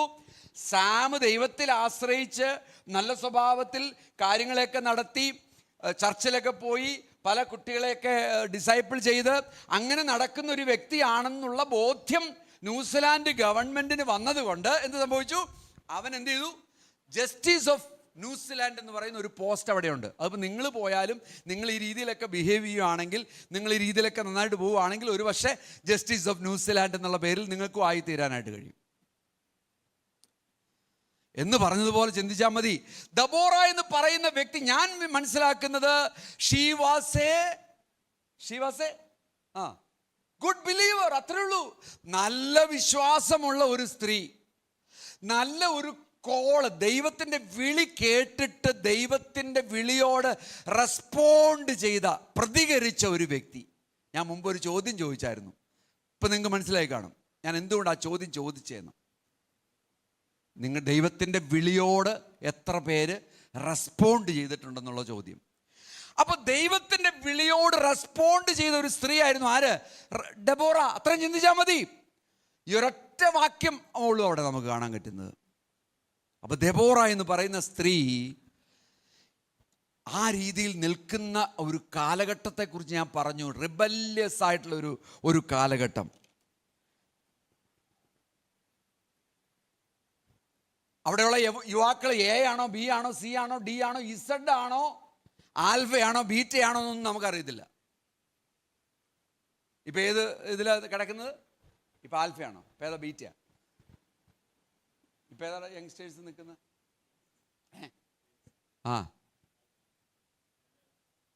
Alpha, Gen alpha. ഇത് ചിലർക്കെങ്കിലും മനസ്സിലാവും. ഇതിങ്ങനെ ഓരോ കാറ്റഗറിയൊക്കെ ഉണ്ട്. ബീറ്റയാ, അത് ഇവരോട് പിള്ളേരാ പറയും കണ്ടോ, ബീറ്റ. ഇങ്ങനെയൊക്കെയുള്ള ഓരോ കാലഘട്ടമാണ്. എന്തൊക്കെയാണെന്നുണ്ടെങ്കിലും ഡിജിറ്റൽ കിഡ്സായിട്ട് മാറിക്കൊണ്ടിരിക്കുന്ന ഒരു കാലഘട്ടം, അതാണ് നമ്മൾ കാണുന്നത്. അതാണ് ഇപ്പോഴത്തെ കാലഘട്ടം. ചിന്തിച്ചാൽ മതി, വേറെ ഒന്നും ചിന്തിക്കേണ്ട. ഇപ്പോൾ അങ്ങനെയുള്ള കാലഘട്ടത്തെക്കാളും അപാരമായ കാലഘട്ടമായിരുന്നു ദെബോറയുടെ കാലഘട്ടം. റിബല്യസ് ആയിട്ട് ദൈവത്തോട് ഒരു അനുസരണം ഇല്ലാതെ നടക്കുന്ന കാലഘട്ടം. ശ്രദ്ധിച്ചോണം, ഒന്നാമത്തെ കാലഘട്ടം അതാണ്. ഇന്നിപ്പോൾ ഡിജിറ്റൽ കിഡ്സ് ആയതുകൊണ്ടാണ് ഈ കാലഘട്ടത്തിൽ അങ്ങനെ പോയിക്കൊണ്ടിരിക്കുന്നത്. ഈ സാധനം ഇങ്ങനെ തേച്ചുകൊണ്ടിരിക്കും, അല്ലെങ്കിൽ നോക്കിക്കൊണ്ടിരിക്കും. രണ്ടാമത്തെ ഒരു ഇഷ്യൂ എന്ന് പറയുന്നത് വളരെ ഇൻജസ്റ്റിസ് ഉള്ള കാലഘട്ടമായിരുന്നു. വളരെ ഇൻജസ്റ്റിസാണ്. അതെവിടെ കാണുന്നത്? അതിൻ്റെ 5-ാമത്തെ അധ്യായത്തിലേക്ക് പോട്ടെ. 5-ാമത്തെ അധ്യായത്തിൻ്റെ 5ഉം 6ഉം വാക്യം നോക്കി. 5-ാമത്തെ അധ്യായം പെട്ടെന്ന് നമുക്ക് നോക്കാം. അവിടെ 5-ാമത്തെ അധ്യായത്തിലേക്ക് ഒന്ന് പോയാട്ടെ. ജഡ്ജസിൽ നിങ്ങൾ ഈ ജഡ്ജസ് വിടണ്ട കേട്ടോ, ഇനി പിടിച്ചിരുന്നു. അപ്പോൾ അതിനകത്ത് 5-ാമത്തെ അധ്യായം, അല്ല 5-ാമത്തെ അധ്യായം, അത് തന്നെ ശരി. താഴോട്ട് 2, 3, 4 താഴോട്ട് പോട്ടെ, മതി. 5 ഓക്കെ. വാക്യം അത് എങ്ങനെയാണ് കിടക്കുന്നതെന്ന് നോക്കട്ടെ. 6-ാമത്തെ വാക്യം നോക്കി. ശരി, നോക്കി. അനാത്തിൽ പുത്രനാം ശങ്കരൻ നാളിലും. ഇതൊന്നും നിങ്ങൾ കേട്ട് നിങ്ങൾ പേടിക്കണ്ട, ഇതൊരു പാട്ട് പാടിക്കൊണ്ടിരിക്കുക. വഴിപോക്കർ വളഞ്ഞ വഴികളിൽ നടന്നു. എന്ത് വഴിയില്ല? വളഞ്ഞ വഴിയിൽ നടന്നു. കാലഘട്ടത്തെക്കുറിച്ച് പറയുക ഞാൻ. അത് ബൈബിളിൽ ആ വചനം കാണിച്ചു തരണമല്ലോ. അപ്പോൾ ദെബോറ ജീവിച്ച കാലഘട്ടം, ഒന്നാമത്തെ കാര്യം ദൈവത്തിൽ നിന്ന് അകന്ന് ബാലിൻ്റെ വിഗ്രഹങ്ങളെ ആരാധിച്ച് ഭയങ്കര റിബല്യസ് ആയിട്ട് നടക്കുന്ന ഒരു കാലഘട്ടം. രണ്ടാമത്തെ കാര്യം വളരെ കുറച്ചുകൂടി വഴിപോക്കർ വളഞ്ഞ വഴികളിൽ നടന്നുകൊണ്ടിരിക്കുകയാണ്. എന്തൊക്കെ വളഞ്ഞ വഴിയുണ്ടോ അതേ ചിന്തിക്കുകയുള്ളൂ. നമ്മുടെ ആരൊക്കെ ഉണ്ട് ഇവിടെ വളഞ്ഞ വഴിയിൽ ചിന്തിക്കുന്നവർ? ഞാൻ അങ്ങനെ ഒരു സ്ഥലത്ത് ചോദിച്ചു കഴിഞ്ഞപ്പോഴത്തേക്കും ഹല്ലേലൂയ പ്രൈസ് ദി ലോർഡ് എന്ന് പറഞ്ഞ ഒരു സഹോദരി കൈപൊക്കി കാണിച്ചു. ഞാൻ ആ സഹോദരി ചോദിച്ചു, ഏത് വളഞ്ഞ വഴിയാണ്? അപ്പോഴാണ് അവർ ഈ പ്രസംഗം തന്നെ കേൾക്കണത്. ഇങ്ങനെയുള്ളവരും ഉണ്ട്. വെറുതെ കയറി കൈയും പൊക്കി ഹല്ലേലൂയയും സ്തോത്രമൊന്നും പറയരുത്, ശ്രദ്ധിച്ച് കേൾക്കണം നമ്മൾ. അപ്പോൾ വളഞ്ഞ വഴികളിൽ നടക്കുന്നതായിട്ടുള്ള ഒരു സാഹചര്യമാണ്. അതൊക്കെയാണ് അവിടുത്തെ സിറ്റുവേഷൻ. വിക്കറ്റ് പീപ്പിളാണ്. മൂന്നാമത്തെ സാഹചര്യം നോക്കിയേ, 8-ാമത്തെ വാക്യത്തിലേക്ക് പോയപ്പെട്ട മോനെ. 8-ാമത്തെ വാക്യം അവിടെ എന്ത് പറയുന്നു കണ്ടോ? ഇസ്രായേലിൻ്റെ 40,000 മധ്യേ പരിചയമില്ല, കുന്തവുമില്ല. നമ്മൾ ഒരു കുന്തവും ഇല്ല എന്ന് പറയാറുണ്ട് സാധാരണഗതിയിൽ. ഇവിടെ റിയലായിട്ടാണ് പറയുന്നത് കേട്ടോ. ഇവിടെ റിയലായിട്ട് പറയുക. അവരുടെ കയ്യിൽ യുദ്ധോപാധികളൊന്നും തന്നെ ഇല്ല. അവർക്ക് യുദ്ധം ചെയ്യാനായിട്ടാണ് അവരെ ദൈവം വിളിച്ചിരിക്കുന്നത്. കനാന്യ ദേശത്തേക്ക് പോരുന്ന വഴിയിൽ എത്രയോ യുദ്ധങ്ങളാണ് ഇസ്രായേൽ മക്കൾ ചെയ്തത്. എപ്പോഴും വാളുമായിട്ട് നടന്നോണം, എപ്പോഴും കുന്തമായിട്ട് നടന്നോണം. അറ്റ്ലീസ്റ്റ് ഇത് രണ്ടും ഇല്ലെങ്കിൽ ഒരു വടിയെങ്കിലും അവരുടെ കയ്യിൽ വേണം. നമ്മളിപ്പോൾ നടക്കാൻ ഇറങ്ങുമ്പോൾ വടിയായിട്ടല്ലേ നടക്കുന്നത്? എത്ര പേരുണ്ട് വടിയായിട്ട് നടക്കുന്നവർ? കുത്താനല്ല, പട്ടിയെ കാണുമ്പോൾ ഓടിക്കാനായിട്ട്. ഓക്കെ, അപ്പം അറ്റ്ലീസ്റ്റ് അങ്ങനെയെങ്കിലും ഉണ്ടാവണം. ഇപ്പം ഇവിടെ എന്താ സംഭവിച്ചിരിക്കുന്നത്? ദെബോറയുടെ കാലഘട്ടത്തിൽ ഒരുത്തൻ്റെയും കയ്യിൽ യുദ്ധോപാധി പോലും ഇല്ല. യുദ്ധത്തെക്കുറിച്ച് പോലും അവൻ ബോധേഡല്ല. കാരണം എന്താ? കോംപ്രമൈസ് ആണെന്നേ. കംപ്ലീറ്റ് കോംപ്രമൈസിൽ പോയിക്കൊണ്ടിരിക്കുക. ആരുമായിട്ട് ഒരു യുദ്ധമൊന്നുമില്ല, എല്ലാവരുമായിട്ട് സഹകരിച്ച് പോവുക. നീ കുടിയനാണോ? ശരി പോട്ടെ, വീട്ടിൽ ഒന്ന് കുടിച്ചോ എന്നാ പറയുന്നത് എന്ന് പറഞ്ഞ രീതിയിലുള്ള തരത്തിലുള്ള ആൾക്കാരായി മാറി. അതാണ് നമ്മൾ കാണുന്നത് ദെബോറയുടെ കാലഘട്ടം. അടുത്തത് ഇത്രയും കാലഘട്ടമൊക്കെ മതി. ഇതൊക്കെ തന്നെ കേൾക്കുമ്പോൾ നമുക്ക് മനസ്സിലായി ഇസ്രായേലിൻ്റെ ആ ഒരു ചരിത്രത്തിൽ നിന്ന് വളരെ വിഭിന്നമായി മാറിക്കൊണ്ടിരുന്ന ഒരു ചരിത്രത്തിലേക്ക് എത്തി നിൽക്കുന്ന ഒരു സമയമാണ് ദെബോറയുടെ കാലഘട്ടം. നിങ്ങൾ ആലോചിച്ച് നോക്കി, ഈ ഒരു കാലഘട്ടത്തിൽ മുട്ടുമടക്കി പ്രാർത്ഥിക്കുന്ന ഒരു സ്ത്രീയെ ശ്രദ്ധിച്ചോ? മുട്ടുമടക്കി പ്രാർത്ഥിക്കുന്ന ഒരു സ്ത്രീയെയാണ് ദെബോറയിൽ നമ്മൾ കാണുന്നത്. നമുക്കിവിടെ ഒരൊറ്റ വാക്യത്തിൽ ന്യായാധിപതി എന്ന് കണ്ടു. പക്ഷെ ദൈവത്തിന് വേണ്ടി ന്യായം പാലിക്കണമെന്നുണ്ടെങ്കിൽ, ദൈവത്തിൽ നിന്ന് വിസ്ഡം പ്രാപിക്കണമെന്നുണ്ടെങ്കിൽ, ഉയരത്തിൽ നിന്നുള്ള വിസ്ഡം നമുക്ക് ലഭിക്കണമെന്നുണ്ടെങ്കിൽ ദൈവവചനത്തിന് മുൻപിൽ ഇരിക്കാതെ കിട്ടുമോ? ഇല്ല. ദൈവവചനം അങ്ങനെയാണ് പറയുന്നത്. യാക്കോബ് എഴുതിയ ലേഖനത്തിൽ പറയുന്നുണ്ട്, നിങ്ങൾ ഉയരത്തിൽ നിന്നുള്ള ജ്ഞാനം സമ്പാദിക്കുക. ആ ജ്ഞാനമെന്ന് പറയുന്നത് നിർമ്മലമാണ്. ആ ജ്ഞാനമെന്ന് പറയുന്നത് വിസ്ഡം നിറഞ്ഞതാണ്. ആ ജ്ഞാനമെന്ന് പറയുന്നത് സകലത്തിനെയും ആശ്വസിപ്പിക്കാനും കരുതുവാനും ഒക്കെ പോന്ന ജ്ഞാനമാണ്. അതാണ് ആ ജ്ഞാനം. ആ ജ്ഞാനം സമ്പാദിച്ച സ്ത്രീയായിരുന്നു ദെബോറ. ഈ കാലഘട്ടത്തിൻ്റെ ഇടയിൽ നമുക്കതിന് കഴിയുമോ? നിങ്ങളൊന്ന് ആലോചിച്ച് നോക്കൂ. ദെബോറ എന്ന് പറയുമ്പോൾ സ്ത്രീകൾ മാത്രം, സഹോദരിമാർ മാത്രം ചിന്തിക്കേണ്ട, സഹോദരന്മാർക്കും ചിന്തിക്കാം. തീർച്ചയായിട്ടും നമ്മളെ ദൈവം വിളിച്ചിട്ടുണ്ടെങ്കിൽ, ആ വിളിയോട് റെസ്പോൺസ് ഉണ്ടെങ്കിൽ, ഒരു ഉത്തരവാദിത്വം ഉണ്ടെങ്കിൽ, അതിനോടൊരു പ്രതികരണം ഉണ്ടെങ്കിൽ, ദെബോറയെപ്പോലെ നമ്മൾ ആയിത്തീർന്നാൽ മാത്രമേ ദൈവത്തിന് ദെബോറയെ ഉപയോഗിക്കാൻ കഴിയത്തുള്ളൂ. ഈ കാലഘട്ടത്തെ മാറ്റിയെടുക്കാനായിട്ട് ദൈവത്തിന് താല്പര്യമുണ്ട്. പക്ഷേ ആരുണ്ട്? ദൈവം നോക്കുക, ജാഗ്രതയോടുകൂടി നോക്കിക്കൊണ്ടിരിക്കുക. അവൻ്റെ കണ്ണ് ഊടാടിക്കൊണ്ടിരിക്കുന്നു എന്നാണ് വചനം പറയുന്നത്. ആവർത്തന പുസ്തകത്തിൽ 16-ാമത്തെ അധ്യായത്തിൽ അവൻ്റെ കണ്ണുകൾ ഊടാടിക്കൊണ്ടിരിക്കുന്നു. ആര് എന്നെ നോക്കിക്കൊണ്ടിരിക്കുന്നു? ആര് ജാഗ്രതയോടുകൂടി എന്നെ വീക്ഷിക്കുന്നു? അവരെ കരുതുന്ന ഒരു ദൈവത്തിൻ്റെ കണ്ണ് നമ്മുടെ മധ്യത്തിലുണ്ട്. ദെബോറ ആ ഒരു സ്ത്രീയായിരുന്നു. ഹല്ലേലൂയ. 4-ാമത്തെ അധ്യായം അതിൻ്റെ 12-ാമത്തെ വാക്യം ഒന്ന് വായിച്ചാട്ടെ. Deborah was called. ദൈവത്തിൻ്റെ വിളി കേട്ടതായിട്ടുള്ളൊരു സ്ത്രീ. അബിനോവാമിൻ്റെ മകനായിട്ടുള്ള ബാരാക്ക് താബോർ പർവ്വതത്തിൽ കയറിയിരിക്കുന്നു എന്ന് സിസേരയ്ക്ക് അറിവ് കിട്ടി. അതിന് മുമ്പുള്ള വാക്യമാണ് ആക്ച്വലി. ശരി, ദൈവത്തിൻ്റെ ന്യായപാലനം ചെയ്തുകൊണ്ടിരിക്കുന്ന എന്ന് പറഞ്ഞാൽ ദൈവത്തിൻ്റെ മുൻപിൽ ആരാധിച്ചു കൊണ്ടിരിക്കുന്ന, മെഡിറ്റേറ്റ് ചെയ്തുകൊണ്ടിരിക്കുന്നതായിട്ടുള്ള ദബോറയ്ക്കൊരു ജ്ഞാനം ലഭിച്ചു. നീ ഇറങ്ങി പുറപ്പെടണം. ഇപ്പം നീ ചില കാര്യങ്ങളെ ചെയ്തേ പറ്റത്തുള്ളൂ. അതിന് മുമ്പുള്ള ഭാഗങ്ങളാണ്. അപ്പോൾ കുഴപ്പമില്ല, അതൊന്നും എടുക്കണ്ട. ദെബോറയ്ക്കൊരു വിളി കിട്ടി. ആ വിളിക്കനുസരിച്ച് ഇനി ദെബോറ പ്രവർത്തിക്കാൻ പോവുക. നമുക്കറിയാം, 1, 2 അധ്യായങ്ങളൊക്കെ നോക്കിയാൽ അവിടെ വീരന്മാരായിട്ടുള്ള നേതാക്കന്മാരുണ്ട്. ആരാണ്? ഒത്നിയേൽ എന്ന് പറയുന്നൊരു വ്യക്തിയുണ്ട്. അതുപോലെ തന്നെ ഷാംഗാം എന്ന് പറയുന്നൊരു വ്യക്തിയുണ്ട്. യേഹൂദ് എന്ന് പറയുന്നൊരു വ്യക്തിയുണ്ട്. ഇവരെയൊക്കെ ദൈവം ഉപയോഗിക്കുന്നുണ്ട്. ഉപയോഗിക്കുന്നില്ലെന്ന് പറയുന്നില്ല. ഇവരൊക്കെ മൈറ്റി വാരിയേഴ്സാണ്. ഇവരെല്ലാം ദൈവം ഉപയോഗിച്ച് അനേകരെ മാറ്റിക്കൊണ്ടിരിക്കുക. ദെബോറ എന്ന് പറയുന്ന ഒരു സ്ത്രീ, ഒരു സഹോദരി, വളരെ വീക്കായിട്ടുള്ള, പ്രാർത്ഥനയിൽ മാത്രം മുട്ടിരിക്കുന്ന ഒരു സ്ത്രീ ഇവിടെ നിൽക്കുക. ഒത്നിയേലുമായിട്ടൊന്നും കമ്പയർ ചെയ്യാൻ പറ്റത്തില്ല. കാരണം ഒത്നിയേലൊക്കെ ഭയങ്കര വീര്യപ്രവൃത്തി ചെയ്ത ദൈവപുരുഷനാണ്. ഇവിടെ പ്രാർത്ഥിക്കുന്ന ഒരു സ്ത്രീ ദെബോറ. അവരെ ദൈവം വിളിച്ചു. അവർ റെസ്പോണ്ട് ചെയ്യുക. ഞാൻ ചോദിക്കുന്നത്, നിങ്ങൾ റെസ്പോണ്ട് ചെയ്യുമോ? ദൈവത്തിൻ്റെ വിളിക്കനുസരിച്ച് റെസ്പോണ്ട് ചെയ്യുമോ?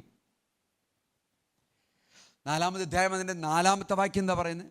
4-ാമത്തെ വാക്യം എന്ന് പറയുന്നു, ആ കാലത്ത് ലപ്പീദോത്തിൻ്റെ ഭാര്യയായിട്ടുള്ള ദെബോറ എന്ന പ്രവാചകി ഇസ്രായേലിൽ ന്യായപാലനം ചെയ്തു. ഈ ഒരൊറ്റ വാക്യത്തിനെ ബേസ് ചെയ്താണ് ഞാൻ സംസാരിച്ചുകൊണ്ടിരിക്കുന്നത്. ഈ വാക്യത്തിലൂടെ നമ്മൾ കാണുന്നത് she was a dedicated woman to God. ദൈവത്തിന് വേണ്ടി വളരെ കമ്മിറ്റഡ് ആയിട്ടും ഡെഡിക്കേറ്റഡ് ആയിട്ടും നിന്ന ഒരു സ്ത്രീ എന്നുള്ള രീതിയിലേ നമുക്കതിനെ കാണാൻ കഴിയുള്ളൂ. അവർ ദൈവത്തിൻ്റെ സന്നിധിയിൽ പ്രാർത്ഥിക്കുക, മെഡിറ്റേറ്റ് ചെയ്യുക. അവർക്ക് ലഭിക്കുന്ന ദൂതുകളാണ് നമ്മുടെ ഈ സാഹചര്യത്തിൽ ഈ ചരിത്രത്തിൻ്റെ ഏടുകളായിട്ട് മാറിയത്. ദൈവം നിങ്ങൾക്ക് ചില ദൂതുകളെ തരാനായിട്ട് നിങ്ങളുടെ അടുത്തേക്ക് വരുമ്പോൾ, നിങ്ങൾ ഈ ലോകത്തിൻ്റെ കാര്യങ്ങളുമായിട്ട് ഇങ്ങനെ യുദ്ധം ചെയ്തുകൊണ്ടിരിക്കുകയാണെങ്കിൽ ദൈവത്തിന് എങ്ങനെ നിങ്ങളോട് സംസാരിക്കാൻ കഴിയും? പ്രത്യേകിച്ച് ഞാൻ സഹോദരിമാരോട് ചോദിക്കുക, സഹോദരിമാരെ ദൈവം വിളിച്ചിരിക്കുന്നത് പ്രാർത്ഥനയിലും രാജ്യത്തിന് വേണ്ടി നിൽക്കുന്നതിലും ഇടവിൽ നിന്ന് ഇൻ്റർസീഡ് ചെയ്ത് പ്രാർത്ഥിക്കുന്നതിലും വളരെ ശ്രദ്ധ വയ്ക്കുന്നവരായിട്ട് തീരാനായിട്ടാണ്. അതിനു വേണ്ടിയിട്ടാണ് ദൈവം സഹോദരിമാരെ നിർത്തി. കാരണം നിങ്ങൾ വീക്കായിട്ടുള്ള ബലഹീന പാത്രങ്ങളാണെന്നൊക്കെ ദൈവത്തിൻ്റെ വചനം പറയുന്നതിൻ്റെ ഒരു സാരം, നിങ്ങൾക്ക് ശക്തിയില്ലാന്നോ നിങ്ങൾക്ക് ദൈവത്തിന് വേണ്ടി ഒന്നും ചെയ്യാൻ കഴിയില്ല എന്നോ എന്നുള്ള അർത്ഥത്തിലൊന്നുമല്ല. ബേസിക് ആയിട്ടുള്ള നേച്ചർ നിങ്ങൾക്കുണ്ട്. പക്ഷേ അതിൽ ദൈവം നിങ്ങളെ ഉപയോഗിക്കുവാൻ തയ്യാറായിട്ട് വന്നിരിക്കുക. ദെബോറയെ ദൈവത്തിന് ഉപയോഗിക്കണം. അവളെ ഉപയോഗിക്കത്തക്ക രീതിയിൽ അവൾ ഒരുങ്ങിക്കൊണ്ടിരിക്കുക. നമ്മൾ എത്ര പേര് ഒരുങ്ങുന്നുണ്ട്? Dedicated. She was dedicated woman. ശ്രദ്ധിച്ചോണം. ഇവിടെ നമ്മൾ ഒരു വാക്യം കൂടെ വായിക്കുന്നുണ്ട്. ആ വാക്യത്തിൽ തന്നെ വായിക്കുന്നുണ്ട്. ആരാണ്? ലപ്പീദോത്തിൻ്റെ ഭാര്യ. ലപ്പീദോത്ത് എന്ന് പറയുന്നതിൻ്റെ അർത്ഥം ഇവിടെ എഴുതി വെച്ചിരിക്കുന്നത് ലൈറ്റ്നിങ് ഫ്ലാഷസ് എന്നാണ്. ഇടിമിന്നൽ പോലുള്ള ഒരു സഹോദരൻ. കൊള്ളാം. ദബോറയ്ക്ക് ചേർന്ന ഒരു സഹോദരനെയാണ് ദബോറയ്ക്ക് കിട്ടിയത്. ഞാൻ ചിന്തിക്കുകയായിരുന്നു, ഇവർ നല്ല ഡെഡിക്കേറ്റഡ് ആയിട്ടൊരു കുടുംബമായിരുന്നു. അതെന്താ പറയാൻ കാര്യം? ഇവിടെ വേറെ വചനത്തിലൊന്നും പറഞ്ഞിട്ടില്ല, പക്ഷെ നമുക്ക് മനസ്സിലാവും. വളരെ എഫക്റ്റീവായിട്ടുള്ളൊരു പ്രവാചകിയായിട്ട്, അല്ലെങ്കിൽ ദൈവത്തിൻ്റെ ദൂത് കേൾക്കുന്ന, ദൈവത്തിൻ്റെ സംസാരം കേട്ട് മറ്റുള്ളവർക്ക് അഡ്വൈസ് ചെയ്യുന്ന, ദൈവത്തിൻ്റെ വചനത്തെ അനുസരിച്ച് പ്രവർത്തിക്കാൻ മറ്റുള്ളവരെ പ്രേരിപ്പിക്കുന്ന ഒരു സഹോദരിയായിരുന്നു ദെബോറ എന്നുള്ളത് വചനത്തിൽ നമുക്ക് മനസ്സിലാകുന്നുണ്ട്. അങ്ങനെ അവൾക്ക് ചെയ്യണമെന്നുണ്ടെങ്കിൽ അവൾക്ക് നല്ല ഫ്രീഡം വേണം. അതുപോലെ തന്നെ അവൾക്ക് അതിനുള്ള സാഹചര്യം വേണം. അവൾക്ക് പ്രാർത്ഥിക്കാനുള്ള ഇടം വേണം. അവളെ കുടുംബകാര്യങ്ങളിലൊന്നും വലിയ പ്രശ്നമൊന്നും ഉണ്ടാക്കാതെ നിൽക്കുന്ന ഒരു ഭർത്താവായിരിക്കണം അവൾക്ക് വേണ്ടത്. അപ്പോൾ നല്ല ഭർത്താവായിരുന്നു ലപ്പീദോത്ത്. ശരിയല്ലേ? ആഴത്തിലുള്ള കുടുംബ ബന്ധങ്ങളുള്ള ഒരു കുടുംബത്തിൽ തന്നെയാണ് നമ്മുടെ ദബോറ ആയിരിക്കുന്നത്. ശ്രദ്ധിച്ചോണം. ഭാര്യ പ്രാർത്ഥിച്ചുകൊണ്ടിരിക്കുമ്പോൾ, അല്ലെങ്കിൽ ഭാര്യ ഒരു ദിവസം മാറി എന്നാൽ പ്രാർത്ഥിക്കാം എന്നൊരു തീരുമാനമൊക്കെ എടുത്ത് മാറി നിൽക്കുകയാണെങ്കിൽ ഭർത്താവ് എന്ത് ചെയ്യണം? എന്താ ചെയ്യേണ്ടത്? ഭർത്താവ്, നിൻ്റെ പ്രാർത്ഥനയൊന്നും ഇവിടെ വേണ്ട, ഞാൻ പ്രാർത്ഥിച്ചാൽ മതി, നീ മര്യാദയ്ക്ക് ചോറും കറിയൊക്കെ വെച്ചാൽ മതി എന്നൊന്നും പറയരുത് ഭർത്താക്കന്മാർ. വേണ്ട രീതിയിൽ അവർക്കുള്ള സൗകര്യം ചെയ്തു കൊടുക്കണം. ഒരു കാപ്പിയും ചായയൊക്കെ ഇട്ട് കൊടുക്കുന്നതിലൊന്നും ഒരു പ്രശ്നമൊന്നുമില്ല. അതിനകത്തൊന്നും വലിയ ജാള്യതയൊന്നും വേണ്ട. ഭാര്യയ്ക്കൊരു ചായയും കാപ്പിയൊക്കെ ഇട്ട് കൊടുക്കുന്നതിൽ എന്തെങ്കിലും വല്ല പ്രശ്നമുണ്ടോ? ഒന്നുമില്ല. എനിക്കെന്തെങ്കിലുമൊക്കെ കമ്പ്യൂട്ടറിലൊക്കെ ചെയ്തു തരണമെന്നുണ്ടെങ്കിൽ ഞാൻ 2 ചായയെങ്കിലും ഇട്ട് കൊടുക്കും പ്രീതിക്ക്. കാരണം എനിക്കറിയാൻ വയ്യാത്ത ചില കാര്യങ്ങളാണ് പ്രീതി ചെയ്യുന്നത്. നമ്മൾ കോംപ്ലിമെൻ്റ് ചെയ്യണമല്ലോ, കോംപ്ലിമെൻ്റ് ചെയ്യണം. വളരെ കോംപ്ലിമെൻറ്റിങ് ആയിട്ടുള്ളൊരു കുടുംബം, ആ കുടുംബത്തിൽ ആ ദബോറ ആയിരുന്നത്. അതുകൊണ്ട് എന്ത് ചെയ്തു? എഫക്റ്റീവായിരുന്നു അവർ. അവർക്ക് ആൾക്കാർ അവരെ കാണാനായിട്ട് വന്നുകൊണ്ടിരിക്കുകയാണ്. ഓ എടി, നിന്നെ കാണാനായിട്ട് എന്നെ ആരും കാണാൻ വരുന്നില്ലല്ലോ എന്ന് വിചാരിച്ച് ആ ഭർത്താവ് അങ്ങനെ വിഷമിച്ചൊന്നും ഇരുന്ന ആളല്ല. എനിക്ക് തോന്നുന്നു അവരെ കാണാൻ വരുന്നവർ, അവരെ അഡ്വൈസ് ചെയ്യാൻ വരുന്ന ആ ഫാമിലികളോ അല്ലെങ്കിൽ മറ്റുള്ളവർക്കോ ഒക്കെ ചായയൊക്കെ അനത്തി കൊടുത്ത്, ചായയൊക്കെ ഇട്ട് കൊടുത്ത് അങ്ങനെ അവരെ സന്തോഷിപ്പിക്കുന്ന ഒരു ഭർത്താവായിരുന്നു ഈ ലപ്പിദോത്ത്. ഞാൻ അങ്ങനെ ചിന്തിക്കുക. Dedicated woman for the family, അതാണ് നമ്മുടെ വിഷയം. She was A prayerful woman, she was A godly woman, A dedicated family woman. അത് നമ്മൾ ശ്രദ്ധിക്കണം. ഇനി വേറൊരു കാര്യം ഇവിടെ ജീവിച്ച സാഹചര്യം നമുക്കറിയാം. ജീവിച്ചത് അതിനെക്കുറിച്ച് പ്രത്യേകം പറയുന്നുണ്ട്. രാമയ്ക്കും ബഥേലിനും ഇടയിൽ എഫ്രൈം സിറ്റിയിലാണ് താമസിച്ചത്. അവള് വരുന്ന ആൾക്കാരെ എല്ലാം അഡ്വൈസ് ചെയ്ത് അവർക്ക് വേണ്ടുന്ന എല്ലാ കാര്യങ്ങളും അഡ്വൈസസ് എല്ലാം ചെയ്തു കൊടുക്കുന്ന ഒരു സ്ത്രീ, കൺട്രിയെ സ്നേഹിച്ച ഒരു സ്ത്രീയാണ്. കാരണം എന്താണെന്നറിയോ? വലിയ പ്രശ്നം, ഓപ്പറേഷനാണ് അവിടെ നടക്കുന്നത്. ജാബിൻ എന്ന് പറയുന്ന രാജാവാണ് അവിടെ ഭരിക്കുന്നത്. അവരുടെ കീഴിലേക്ക് ഇവർ ഇസ്രായേൽ മക്കൾ പോയി. അതിൻ്റെയൊക്കെ കാരണം ഇസ്രായേൽ മക്കൾ തന്നെയാണെങ്കിൽ തന്നെയും കനാന്യ രാജാവായിട്ടുള്ള ജാബിൻ്റെ കീഴിലാണ് ഇപ്പോൾ ഇസ്രായേൽ മക്കളായിരിക്കുന്നത്. ആ ജാബിൻ എന്ന് പറയുന്ന രാജാവിൻ്റെ ക്രൂരനായിട്ടുള്ള സേനാധിപതിയാണ് സിസേറ എന്ന് പറയുന്ന ആ സേനാധിപതി. സിസേറ എന്ന് പറയുന്ന പേര് കേൾക്കുമ്പോൾ നിങ്ങൾക്ക് ചരിത്രം ഏതാണ്ട് മനസ്സിലാവുന്നുണ്ട്. ഈ സിസേറ എന്ന് പറയുന്ന ഈ ഒപ്രസിംഗ് ലീഡേഴ്സ്, ജാബിൻ എന്ന് പറയുന്ന രാജാവ്, ഇങ്ങനെയുള്ള സാഹചര്യത്തിൽ ഇസ്രായേൽ മക്കൾ ആകെ ബുദ്ധിമുട്ടി നിൽക്കുമ്പോഴാണ് ആശ്വാസം പകരാനായിട്ട് ഇവിടെ ദബോറയുള്ളത്. എത്രയോ പേർക്ക് ആശ്വാസം പകർന്നുകൊണ്ടിരിക്കുക. രാജ്യത്തെ സ്നേഹിച്ച ഒരു സ്ത്രീ, രാജ്യസ്നേഹം, രാജ്യത്തോട് ഡിവോട്ടഡ് ആയിട്ടുള്ള ഒരു സഹോദരി, അതാണ് നമ്മൾ കാണുന്നത്. ഇസ്രായേലിനെ സ്നേഹിച്ച ഒരു സ്ത്രീ, ഇസ്രായേല് ദൈവം വിളിച്ചു ചേർക്കപ്പെട്ട കൂട്ടത്തോട്, ശുശ്രൂഷ സമൂഹത്തോട്, മിഷണറി ഫാമിലികളോട്, മിഷൻ ഔട്ട്ലുക്കുകളോട്, സഭയുടെ പ്രവർത്തനങ്ങളോട്, ഇതെല്ലാം സ്നേഹിക്കുന്ന സഹോദരിമാർ, അവരെയാണ് ദൈവത്തിന് വേണ്ടിയത്, അവരെയാണ് ദൈവം ഉപയോഗിക്കാൻ പോകുന്നത്. അവരിൽ ഒരാളാണ് ദബോറ എന്ന് പറയുന്നത്. അങ്ങനെ നിങ്ങൾക്ക് ആ ദബോറമാരിൽ ഒരാളാവാനായിട്ട് നിങ്ങൾക്ക് താല്പര്യമുണ്ടോ? നിങ്ങൾ ചിന്തിച്ച് നോക്കിയാട്ടെ. ആരും ഒരു റോൾ എടുത്ത് ചെയ്യാൻ മുന്നോട്ട് വരാത്ത സാഹചര്യത്തിൽ ഒരു റോൾ എടുത്ത ഒരു സ്ത്രീയാണ് ആര്? ദബോറ. എന്നാലോചിച്ച് നോക്കി. ഞാൻ സ്ത്രീയാണ്, ഞാൻ എന്ത് ചെയ്യാൻ പറ്റും, ഇതൊക്കെ ചിന്തിച്ചുകൊണ്ടിരുന്നോ? ഇല്ല. അവരൊരു റോൾ എടുത്തു. ഒരു മിലിറ്ററി റോൾ എന്ന് വേണമെങ്കിൽ പറയാം. യുദ്ധം ചെയ്യാനുള്ള റോള്.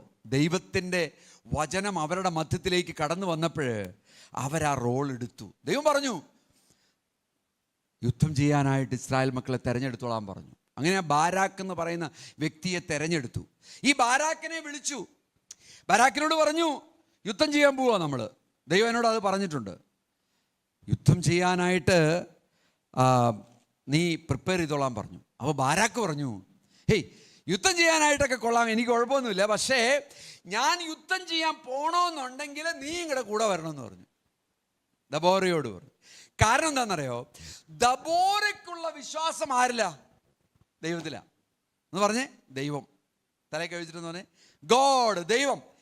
ദബോറയ്ക്കുള്ള വിശ്വാസം ദൈവത്തില്. ദബോറ വിളിച്ച ദാസനായിട്ടുള്ള ബാരാക്കിനുള്ള വിശ്വാസം ആരില്ല? ദബോറയില്. ഇതാ വ്യത്യാസം, ഇതാണ് വ്യത്യാസം. അപ്പൊ നമ്മളെ വിളിച്ച ദൈവത്തിൽ വിശ്വാസമുള്ളവർക്കായിട്ട് ഞാൻ സ്തോത്രം ചെയ്തു. എത്ര പേര് സ്തോത്രം ചെയ്യും? ഹല്ലേലൂയ. നമ്മളെ വിളിച്ച ദൈവമാണ്. റെസ്പോൺസിബിലിറ്റി ചെയ്യാനായിട്ട് ദൈവം നമ്മളെ വിളിക്കുമ്പോൾ സപ്പോർട്ട് ഒരുപക്ഷെ മറ്റുള്ളവരിൽ നിന്ന് കിട്ടിയേക്കാം. പക്ഷേ സപ്പോർട്ട് കിട്ടിയാലും കിട്ടിയില്ലെങ്കിലും വിളി ഉറപ്പാണെന്നുണ്ടെങ്കിൽ എന്ത് ചെയ്യണം? നമ്മൾ പുറപ്പെട്ടോണം, നമ്മൾ ചെയ്തോണം കാര്യങ്ങൾ. അപ്പോൾ ബാരാക്കിനോട് ദബോറ പറഞ്ഞു, കുഴപ്പമൊന്നുമില്ല, ഞാൻ നിൻ്റെ കൂടെ വരാം. പക്ഷെ ഒരു കാര്യം, നിനക്ക് കിട്ടേണ്ടിയിരുന്നതായിട്ടുള്ള ആ അഭിമാനമൊക്കെ നഷ്ടപ്പെട്ടേക്കും ചിലപ്പോൾ. അതൊന്നും കുഴപ്പമില്ലെന്നായി ഇവൻ.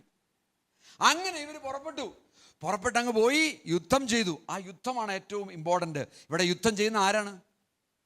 സത്യത്തിൽ ആരാണ് യുദ്ധം ചെയ്യുന്നത്? ദൈവമാണ്. കാരണം ഇവരുടെ ഒരു കുന്തവുമില്ല, പരിചയമില്ലല്ലോ. അങ്ങനല്ലേ എഴുതിയിരിക്കുന്നത്. നമ്മൾ സാധാരണ പച്ച മലയാളം പറയുന്ന പോലെ നിൻ്റെ ഒരു കുന്തവും ഇല്ലല്ലോ എന്ന് പറയുന്ന പോലെ തന്നെയല്ലേ എഴുതി വെച്ചിരിക്കുന്ന വചനം. കുന്തവും ഇല്ല, പരിചയമില്ല, ഒന്നുമില്ല, ഒരു വടി പോലും ഇല്ലാതെ നടക്കുക ഇസ്രായേൽ മക്കള്. പിന്നെ ആര് യുദ്ധം ചെയ്യും? ദൈവം യുദ്ധം ചെയ്തേ പറ്റത്തുള്ളൂ. എന്താ സംഭവിച്ചത്? ഈ സിസേറയും ഈ പട്ടാളക്കാരും എല്ലാം കൂടെ കിഷോൻ എന്ന് പറയുന്ന നദിയുടെ അടുത്തേക്ക് എത്തി.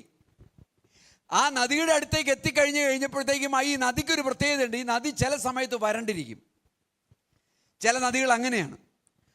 ഭാരതപ്പുഴ ഫെബ്രുവരി, മാർച്ച്, ഏപ്രിൽ മാസത്തിലൊക്കെ നല്ല വരണ്ടിരിക്കും. ചെറിയൊരു തോട് പോലെയാണ് പോകുന്നത്. ബാക്കിയുള്ള എല്ലാ പ്രദേശവും നല്ല ഡ്രൈ ആയിട്ടിരിക്കും, അല്ലേ? എന്ന് പറഞ്ഞതുപോലെ പല നദികളും വരണ്ടിരിക്കുന്ന കാലഘട്ടമാണ് അവിടെയൊക്കെ. ആ കാലഘട്ടത്തിൽ ഉണ്ടായിരുന്ന ഈ നദിയും അങ്ങനെ വരണ്ടിരിക്കുക. അപ്പോൾ സിസേറ നോക്കിയപ്പോൾ വരണ്ടിരിക്കുന്ന ഒരു നദി, ഒരു പ്രശ്നമില്ല, വെള്ളമില്ല, നേരെ ക്രോസ് ചെയ്യാൻ എളുപ്പമാണ്. നേരെ അങ്ങ് ക്രോസ് ചെയ്യാനായിട്ട് അങ്ങ് തുടങ്ങി. പട്ടാളക്കാരും എല്ലാവരും അങ്ങ് ക്രോസ് ചെയ്യാനായിട്ട് തുടങ്ങി. സിസേറ ഒരു വിധത്തിൽ കയറി പോന്നു. പക്ഷെ പട്ടാളക്കാരൊക്കെ അവിടെ കിടക്കുക. നല്ല ഒരു ഭൂകമ്പം അങ്ങ് ഉണ്ടായി. ഇതെവിടെ എഴുതി വെച്ചിരിക്കുന്നത്? എഴുതി വെച്ചിട്ടുണ്ടോ ബൈബിളിൽ? ഉണ്ട്. 5-ാമത്തെ അധ്യായത്തിലേക്ക് പോയാൽ ഈ യുദ്ധമെല്ലാം കഴിഞ്ഞതിന് ശേഷം സന്തോഷത്തോടു കൂടി ദബോറയും ബാരാക്കും ഒരു പാട്ട് പാടുന്നുണ്ട്. ആ പാട്ടിലുണ്ട് ഇതെല്ലാം. ആ പാട്ട് നിങ്ങൾ വീട്ടിൽ പോയിട്ട് പാടിയാൽ മതി, അല്ലെങ്കിൽ അത് വായിച്ചാൽ മതി. അതിനകത്ത് എഴുതി വെച്ചിട്ടുണ്ട്. 5-ാമത്തെ അധ്യായം എടുത്ത മോനെ 5-ന്റെ 4-5 വാക്യം ഒന്ന് വായിച്ചേ. അവിടെ എന്താ എഴുതി വെച്ചിരിക്കുന്നത് നോക്കിയേ.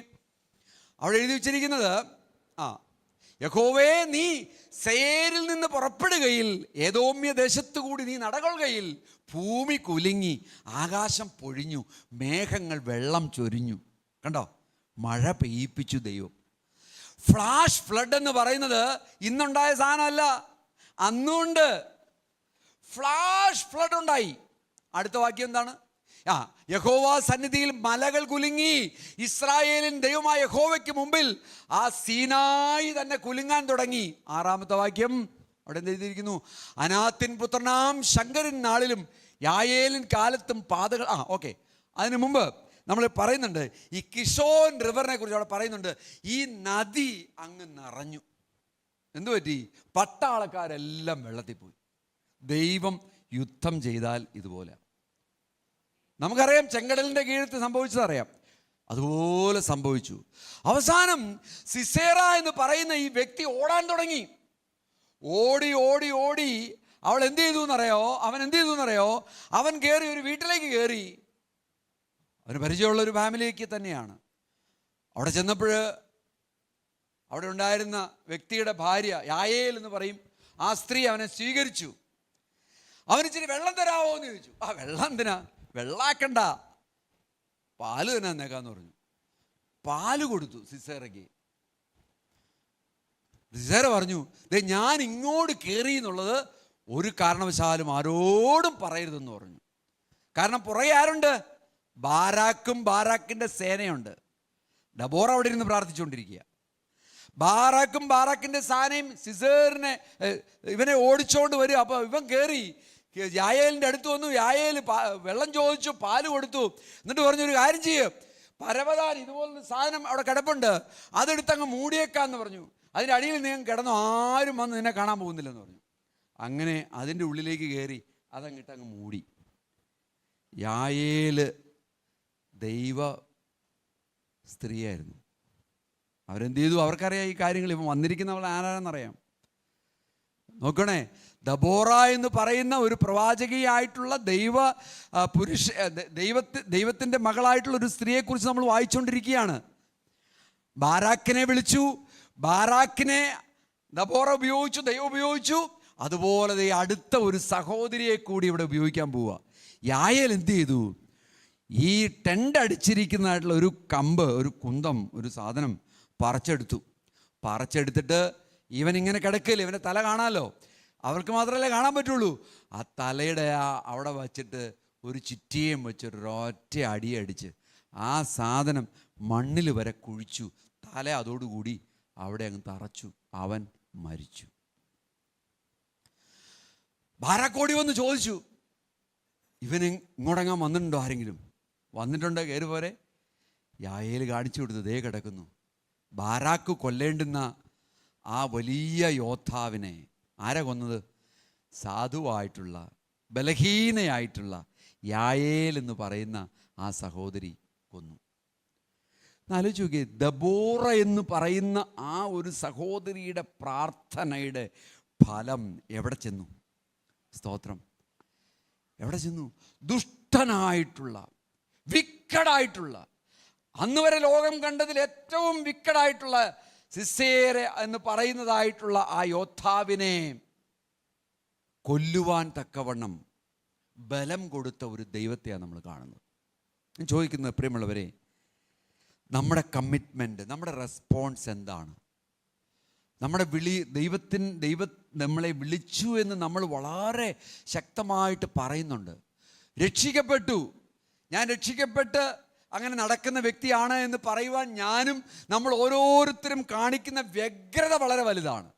പക്ഷെ ഒരു ചോദ്യം, ഞാൻ രക്ഷിക്കപ്പെട്ടെങ്കിൽ, ദൈവത്തിൻ്റെ വിളി സ്വീകരിച്ചെങ്കിൽ, ആ ദൈവത്തിൻ്റെ വിളിക്ക് തുല്യമായ രീതിയിലാണോ എൻ്റെ റെസ്പോൺസ് ഇന്ന് കാലത്ത് നടക്കുന്നത്?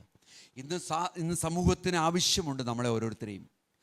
ഈ സമൂഹത്തിൽ നമുക്കൊന്നും ചെയ്യാൻ കഴിയില്ല എന്ന് വിചാരിച്ച് നിങ്ങൾ ഇരിക്കരുത്. പത്രം വായിച്ചു, യൂട്യൂബ് കണ്ടു, പല കാര്യങ്ങൾ കണ്ടിട്ട് എൻ്റെ ദൈവമേ എന്താണ് എനിക്ക് ചെയ്യാൻ കഴിയുന്നതെന്ന് ചിന്തിച്ച് വിഷണ്ണരായിട്ടിരിക്കാതെ ദൈവത്തിൻ്റെ സന്നിധിയിൽ മുട്ടുമടക്കി, കർത്താവേ, ഞാൻ പ്രാർത്ഥിക്കാനേ എനിക്ക് കഴിയത്തുള്ളൂ, നിനക്ക് ചിലത് ചെയ്യാൻ കഴിയും, നീ ശക്തിമാനാണ്, നിൻ്റെ വചനം ഇത്രത്തോളം പ്രവർത്തനങ്ങളൊക്കെ നടത്തിയിട്ടുണ്ട് എന്ന് പറഞ്ഞുകൊണ്ട് ദൈവസന്നിധിയിൽ മുട്ടുമടക്കാമെങ്കിൽ വലിയ റിസൾട്ട്സ് നമുക്ക് കാണാനായിട്ട് കഴിയും.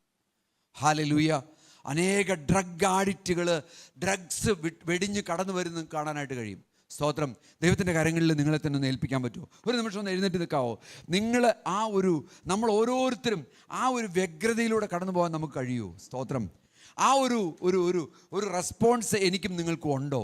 സ്തോത്രം. Hallelujah. Am I responsible with the word of God? ഞാൻ ദൈവത്തിൻ്റെ വചനവുമായിട്ട്, ദൈവത്തിൻ്റെ ആലോചനകളുമായിട്ട് ഞാൻ റെസ്പോൺസിബിൾ ആണോ? ദബോറ എന്ന് പറയുന്ന സഹോദരിയെ ദൈവം ഉപയോഗിച്ചെങ്കിൽ എന്നെ ദൈവത്തിന് ഉപയോഗിക്കാൻ കഴിയില്ലേ? എത്രയോ വലിയ സാഹചര്യമായിരുന്നു അന്ന് ഇസ്രായേൽ ഉണ്ടായിരുന്നത്. ഇന്നത്തെക്കാളും ഒട്ടും മോശമല്ലാത്ത സാഹചര്യത്തിൽ നിന്ന ഒരു സാഹചര്യത്തിൽ ജീവിച്ച ഒരു ദബോറ എന്ന് പറയുന്ന സ്ത്രീയെ ദൈവം ഉപയോഗിച്ചെങ്കിൽ 40 സംവത്സരം ഇസ്രായേലിനെ ന്യായം പരിപാലിച്ചെന്നാണ് പറയുന്നത്. 40 സംവത്സരം സന്തോഷത്തിൽ നടത്തുവാനായിട്ട് ആ സഹോദരിക്ക് കഴിഞ്ഞെങ്കിൽ എന്നെയും നിങ്ങളെയും നിങ്ങളുടെ ലൈഫ് സ്പാനിൽ അവൻ ഉപയോഗിക്കില്ലേ? ഒന്ന് ആലോചിച്ച് നോക്കിയേ. 40 സംവത്സരത്തിന് ഒരു വലിയ പ്രത്യേകത ഉണ്ട്. എന്താണെന്നറിയോ? ഒരാളുടെ ലൈഫ് സ്പാനായത് എന്ന് പറഞ്ഞാൽ 30 വയസ്സിൽ അവൻ മെച്ചുറായി, അല്ലെങ്കിൽ 25 വയസ്സിൽ. അതിനുശേഷം 40 സംവത്സരം ജീവിച്ചിരിക്കുന്ന കാലഘട്ടത്തിൽ മുഴുവൻ അവൻ റെസ്പോൺസിബിളായി എന്നാണ് വാക്യത്തിൻ്റെ അർത്ഥം. നമ്മൾ അങ്ങനെയാണ് അതിനെ കാണേണ്ടത്. 40 സംവത്സരം ന്യായം പാലിച്ചെങ്കിൽ, 40 സംവത്സരം ദൈവത്തിങ്കിലേക്ക് ജനങ്ങളെ മുഴുവൻ നടത്തിയെങ്കിൽ എന്നെയും നിങ്ങളെയും ഇന്ന് 25 വയസ്സിൽ വിളിച്ചിട്ടുണ്ട്. 25 + 40 65. ഓക്കെ, 65 വയസ്സ് വരെ പോരെ നമുക്ക്? സ്വസ്ഥമായിട്ട് പിന്നെ വീട്ടിലിരുന്നാൽ പോരെ? ഈ 40 സംവത്സരം നമ്മൾക്ക് അതുപോലെ നടക്കാൻ പറ്റുമോ? ആനോക്കപ്പച്ചൻ 300 സംവത്സരമാണ് ദൈവത്തോടു കൂടെ നടന്നെന്ന് എഴുതിയിരിക്കുന്നത്. 300 സംവത്സരം. അന്ന് ലൈഫ് സ്പാൻ കൂടുതലായിരുന്നു, അതുകൊണ്ടായി 300 വന്നത്. ഇന്ന് 40 സംവത്സരം, ഏറിയാൽ 50 സംവത്സരം എടുത്താൽ മതി. ഇന്നത്തെ ലൈഫ് സ്പാൻ അതാ. മെച്ചുറായി രക്ഷിക്കപ്പെട്ട് ഡിസൈപ്പിളിംഗ് ഒക്കെ പഠിച്ച് ദൈവവചനമൊക്കെ ഷെയർ ചെയ്യാനായിട്ടൊക്കെ പഠിച്ച് ഒരാൾക്ക് അനദർ 40 years നിങ്ങൾക്ക് നിൽക്കാൻ പറ്റിയാൽ വലിയൊരു കാര്യമാണ്. സ്തോത്രം. 71-ാമത്തെ സങ്കീർത്തനം മോനെ ഒന്ന് എടുക്കാവോ?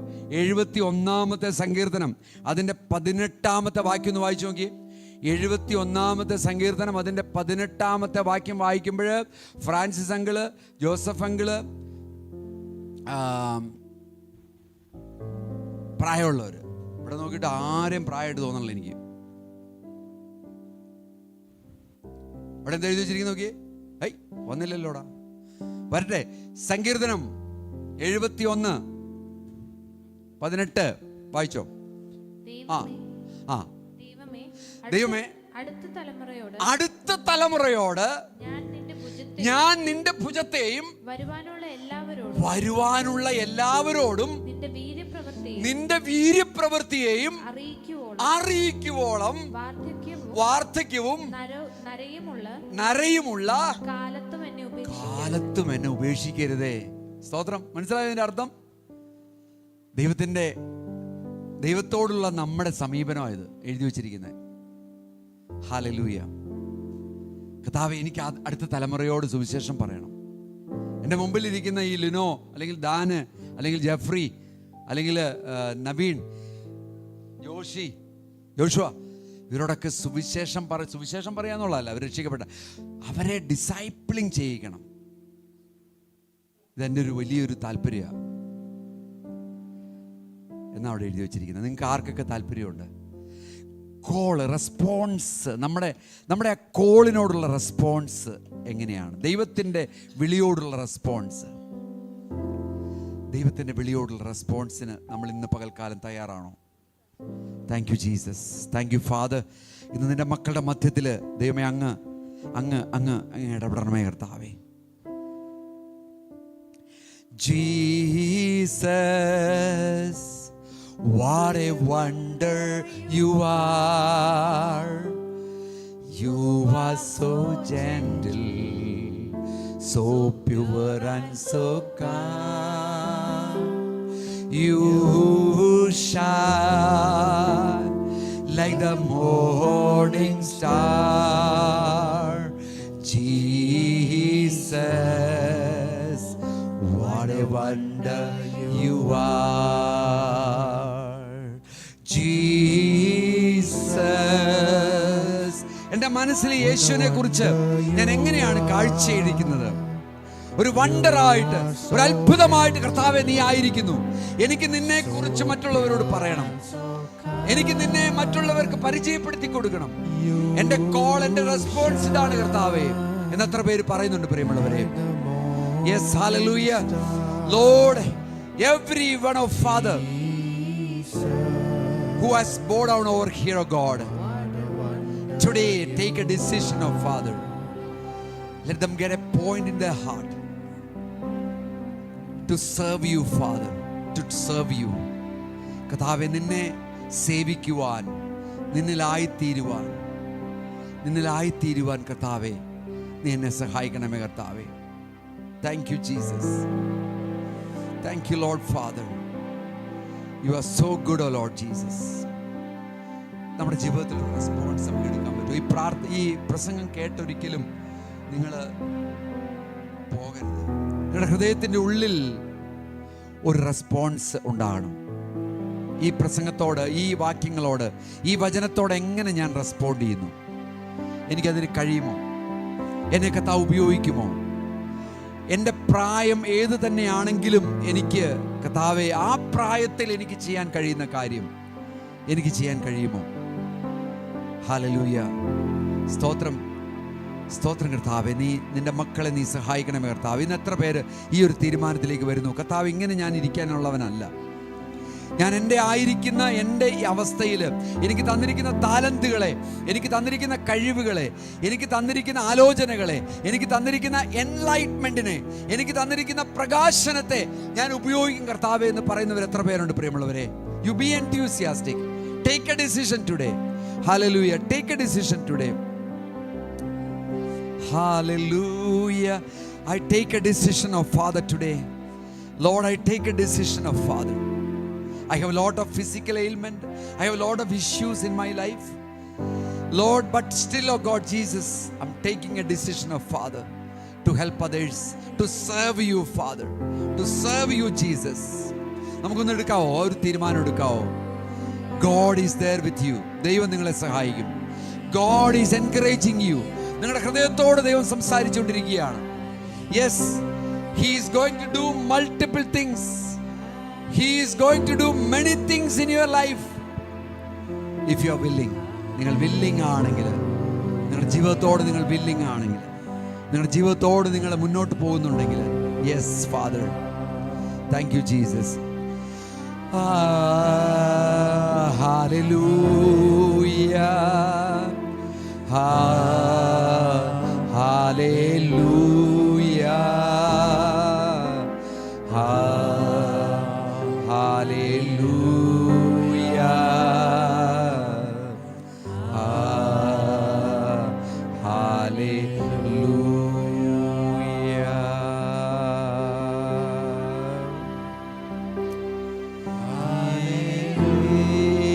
Jesus, we bless you, Father. We glorify your name, God. Thank you, Jesus. പരിശുദ്ധാത്മാവേ, അങ്ങ് കർത്താവേ, നിന്റെ മക്കളുടെ മധ്യത്തിൽ ഒരു അത്ഭുതമേറിയ കരം വയ്ക്കണമേ കർത്താവേ. പ്രിയമുള്ളവരെ, അടുത്തിരിക്കുന്ന ഒരാൾക്ക് കരം കൊടുത്തിട്ട് നിങ്ങളൊന്ന് പറഞ്ഞാട്ടെ, യെസ്, you are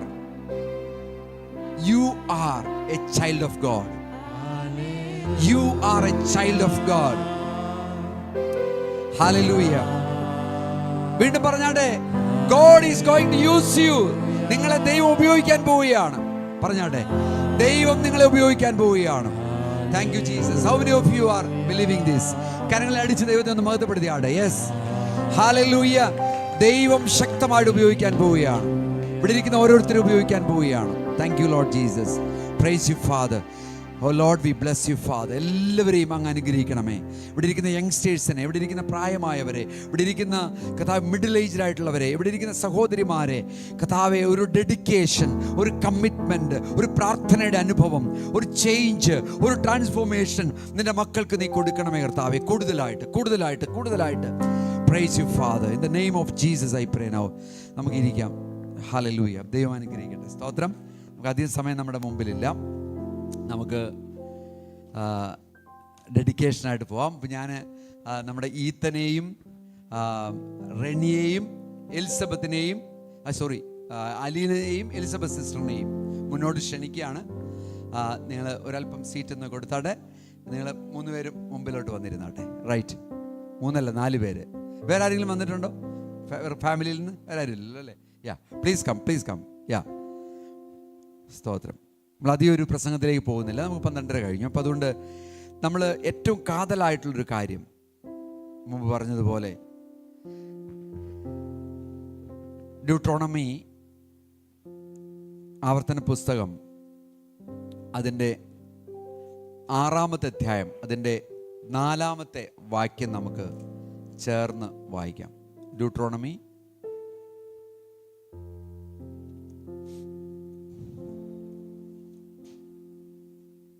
6-ാമത്തെ അധ്യായം. Praise the Lord Jesus. Thank you, Jesus. ഇസ്രായേലേ, കേൾക്കാം, യഹോവ നമ്മുടെ ദൈവമാകുന്നു. യഹോവ ഏകൻ തന്നെ. നിന്റെ ദൈവമായ യഹോവയെ നീ പൂർണ്ണ ഹൃദയത്തോടും പൂർണ്ണ മനസ്സോടും പൂർണ്ണ ശക്തിയോടും കൂടെ സ്നേഹിക്കണം. ഇന്ന് ഞാൻ നിന്നോട് കൽപ്പിക്കുന്ന ഈ വചനങ്ങൾ നിന്റെ ഹൃദയത്തിൽ ഇരിക്കണം. നീ അവയെ നിന്റെ മക്കൾക്ക് ഉപദേശിച്ചു കൊടുക്കുകയും നീ വീട്ടിലിരിക്കുമ്പോഴും വഴി നടക്കുമ്പോഴും കിടക്കുമ്പോഴും എഴുന്നേൽക്കുമ്പോഴും അവയെക്കുറിച്ച് സംസാരിക്കുകയും വേണം. അവയെ അടയാളമായി നിന്റെ കൈമേൽ കെട്ടേണം. അവ നിന്റെ കണ്ണുകൾക്ക് മധ്യേ പട്ടമായിരിക്കണം. അവയെ നിന്റെ വീട്ടിൻ്റെ കട്ടിളകളിന്മേലും പടിവാതിലുകളിന്മേലും എഴുതേണം.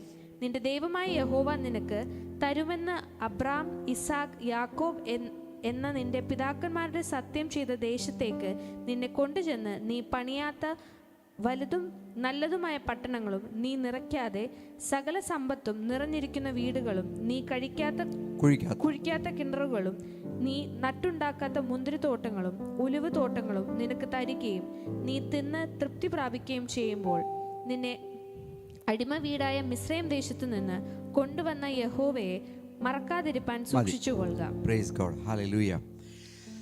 നമുക്കറിയാം ഈ ഒരു ഭാഗത്തിൻ്റെ ഇമ്പോർട്ടൻസ് നമുക്കറിയാം. ഇസ്രായേൽ മക്കളെ ഈജിപ്തിൽ നിന്ന് ദൈവത്തിൻ്റെ അരുളപ്പാട് അനുസരിച്ച് മോശ കൊണ്ടുപോവുകയാണ്. ഒരുപാട് ചലഞ്ചസ് അവരുടെ ഇടയിലുണ്ടായി. എല്ലാ വെല്ലുവിളികളെയും എല്ലാ ചലഞ്ചസിനെയും ദൈവം തീർത്തു കൊടുത്തു. ഏറ്റവും ആദ്യം ഉണ്ടായ ചലഞ്ച് അത്ഭുതങ്ങളാണ്. ഈ ഫറവോൻ തന്നെ അവരെ വിടാത്ത പല കാര്യങ്ങളാണ്. വളരെ റിബല്യസ് ആയിട്ട് നിന്ന ഫറവോൻ എന്ന് പറയുന്ന രാജാവിൻ്റെ സന്നിധിയിൽ ദൈവം കാണിച്ച അത്ഭുതങ്ങൾ ഫറവോന്റെ ഹൃദയത്തെ അവസാനം മാറ്റി ഇവരെ വിടുവാൻ തക്കവണ്ണം തയ്യാറായി. എന്നാൽ അങ്ങനെ പുറപ്പെട്ടു വന്ന സാഹചര്യത്തിൽ ഈജിപ്തിലുണ്ടായ വലിയ ഒരു പ്രശ്നത്തെക്കുറിച്ച് നമുക്കറിയാം. ആദ്യജാതൻ മരിച്ചു. ചെറിയൊരു റിബല്യൻ കൊണ്ട് ആദ്യജാതൻ മരിച്ചു. വലിയ നിലവിളിയും കരച്ചിലും ഒക്കെ ഉണ്ടായി. ഈ സമയത്താണ് ഇസ്രായേൽ മക്കൾ പുറപ്പെടുന്നത്. അങ്ങനെയുള്ള സാഹചര്യത്തിലായാൽ പോലും ദൈവം ആ കൽപ്പന പ്രമാണിച്ചത് കൊണ്ട് ഇസ്രായേൽ മക്കൾക്ക് ജീവിക്കാനുള്ള കാര്യങ്ങളൊക്കെ അവർ എടുത്തു കൊടുത്തു. അവരുടെ സ്വർണവും ബാക്കിയുള്ള കാര്യങ്ങളൊക്കെ എടുത്തു കൊടുത്തു. അതൊക്കെ ആയിട്ടാണ് അവർ മുന്നോട്ട് പോയത്. അങ്ങനെ പൊയ്ക്കൊണ്ടിരിക്കുന്ന സന്ദർഭത്തിൽ ആദ്യമായിട്ട് അവർ ചെങ്കടലിൻ്റെ അടുത്തെത്തിയപ്പോഴാണ് ദൈവം അത്ഭുതം പ്രവർത്തിക്കുന്നത്. ദൈവത്തിൻ്റെ തീഷ്ണമായ ടാൻജിബിളായിട്ടുള്ള ഒരു അത്ഭുതം അവരവിടെ കണ്ടു. ഒരു വലിയ കടല് രണ്ടായിട്ട് പിളർന്ന് അവരെ കൊണ്ടുപോയി. അതിനുശേഷം അവര് അടുത്ത ചെങ്കടലിൻ്റെ അപ്പുറത്തെത്തി. തുടർന്ന് അവർക്ക് ഒരുപാട് യാത്രകളുണ്ട്. ഒരുപാട് ദേശത്തൂടെ അവർ കടന്നു പോയിക്കൊണ്ടിരിക്കുന്നത്. ഈ ദേശത്തൂടെയൊക്കെ കടന്നു പോകുമ്പോൾ, മരുഭൂമിയിലൂടെ ഒക്കെ കടന്നു പോകുമ്പോൾ അവർക്ക് ഒരുപാട് ബുദ്ധിമുട്ടുകളുണ്ടായി. ഈ ബുദ്ധിമുട്ടുകളുടെ മധ്യത്തിലൊക്കെ ദൈവം അവരെ സഹായിച്ചു. പക്ഷേ ഇസ്രായേൽ മക്കളുടെ ജീവിതത്തിൽ നമ്മൾ കണ്ടൊരു കാഴ്ച, അവരോരോ സന്ദർഭത്തിലും ദൈവത്തിൻ്റെ അത്ഭുതം കണ്ടു. അവരത് രുചിച്ചറിഞ്ഞ് കഴിഞ്ഞപ്പോൾ പെട്ടെന്ന് അവരുടെ ജീവിതത്തിൽ ഒരു നെഗറ്റീവ് ഉണ്ടെങ്കിൽ അവരുടനെ ദൈവത്തെ പഴി പറയുന്ന ഒരു സ്വഭാവം അവരുടെ ജീവിതത്തിലുണ്ടായി. ദൈവം അവരെ സ്നേഹിച്ചു. പക്ഷേ ദൈവം അവരെ കരുതി. അവർ ചോദിച്ചതും അവരാഗ്രഹിച്ചതുമായിട്ടുള്ള കാര്യങ്ങളെല്ലാം അതാത് സമയങ്ങളിൽ ദൈവം അവർക്ക് കൊടുത്തുകൊണ്ടിരുന്നു. ബുദ്ധിമുട്ടുകൾ ഏറെ ഉണ്ടായി. ഭക്ഷണമില്ലാതെ ഇരിക്കുന്ന സമയമുണ്ടായി. അവരുടെ ചെരുപ്പുകളൊക്കെ തേയാൻ തുടങ്ങി. വസ്ത്രങ്ങളും എല്ലാം ബുദ്ധിമുട്ടുകളായി. കുടിക്കാൻ വെള്ളമില്ലാത്ത അവസ്ഥയുണ്ടായി. എപ്പോഴും ശത്രുക്കളെ ഭയപ്പെട്ടുകൊണ്ട് ജീവിക്കേണ്ടുന്ന ഒരവസ്ഥയുണ്ടായി. ഈ സാഹചര്യങ്ങളിലൊക്കെ ദൈവത്തിൻ്റെ കരം അവർ കണ്ടു. നന്മ കണ്ടു, തിന്മകൾ കണ്ടു. ഇതാണ് ആ ചരിത്രം. ഞാൻ അതിലൊന്നും മുമ്പോട്ട് പോകുന്നില്ല. ഇതൊക്കെ നിങ്ങൾക്കറിയാവുന്ന കാര്യങ്ങളാണ്. അതിനുശേഷം ദൈവം മോശയ്ക്ക് ഇവരെ വിളിച്ചു ചേർത്ത് ഇവരെ പാളയം ഇറങ്ങി കനാൻ ദേശത്തേക്ക് ഇറങ്ങി തിരിക്കുവാനായിട്ട് പോകുന്ന ആ ഒരു സന്ദർഭത്തിൽ ഈ ഇസ്രായേലിനെ എല്ലാം വിളിച്ച് വരുത്തി ദൈവം മോശയ്ക്ക് കൊടുത്തതായിട്ടുള്ള അരുളപ്പാട് ഇസ്രായേൽ മക്കളോട് പറയുന്ന ഒരു ഭാഗമാണ് നമ്മളിപ്പോൾ വായിച്ചത്. ഇവിടെ പറയുന്നത് ഇങ്ങനെയാണ്: ഇസ്രായേലെ കേൾക്ക, യഹോവ നമ്മുടെ ദൈവമാകുന്നു, അവൻ ഏകനാണ്. യഹോവ നമ്മുടെ ദൈവമാണ്, അവൻ ഏകനാണ്. അതിനുശേഷം പറയുകയാണ്, നിന്റെ ദൈവമായ യഹോവയെ നീ പൂർണ്ണ ഹൃദയത്തോടും പൂർണ്ണ മനസ്സോടും പൂർണ്ണ ശക്തിയോടും കൂടെ സ്നേഹിക്കണം. ഇതൊരു പ്രധാനപ്പെട്ട കൽപ്പനയാണ്. ഇതൊരു പ്രധാനപ്പെട്ട ആശയമാണ് ദൈവം അവർക്ക് കൊടുത്തത്. നീ പൂർണ്ണ മനസ്സോടെ, പൂർണ്ണ ഹൃദയത്തോടെ, പൂർണ്ണ ശക്തിയോടെ എന്നെ സ്നേഹിക്കണം. പ്രത്യേകം ശ്രദ്ധിച്ചോണം, ആരാധിക്കണം എന്നല്ല പറഞ്ഞിരിക്കുന്നത്, സ്നേഹിക്കണം എന്നാണ് പറഞ്ഞിരിക്കുന്നത്. അപ്പോൾ ഈ സ്നേഹമാണ് ദൈവം ആഗ്രഹിക്കുന്ന ഏറ്റവും പ്രധാനപ്പെട്ട കാര്യം. അതാണ് ഞാൻ മുമ്പ് പറഞ്ഞത്, ഇൻറ്റിമസി. അപ്പൊ ദൈവം നമ്മളിൽ നിന്ന് പ്രതീക്ഷിക്കുന്ന ഏറ്റവും പ്രധാനപ്പെട്ട കാര്യമാണ് ഈ ദൈവസ്നേഹം എന്ന് പറയുന്നത്. ആ സ്നേഹത്തിലാണ് അലീനയെയും റെനിയെയും ദൈവം യോജിപ്പിച്ചത്.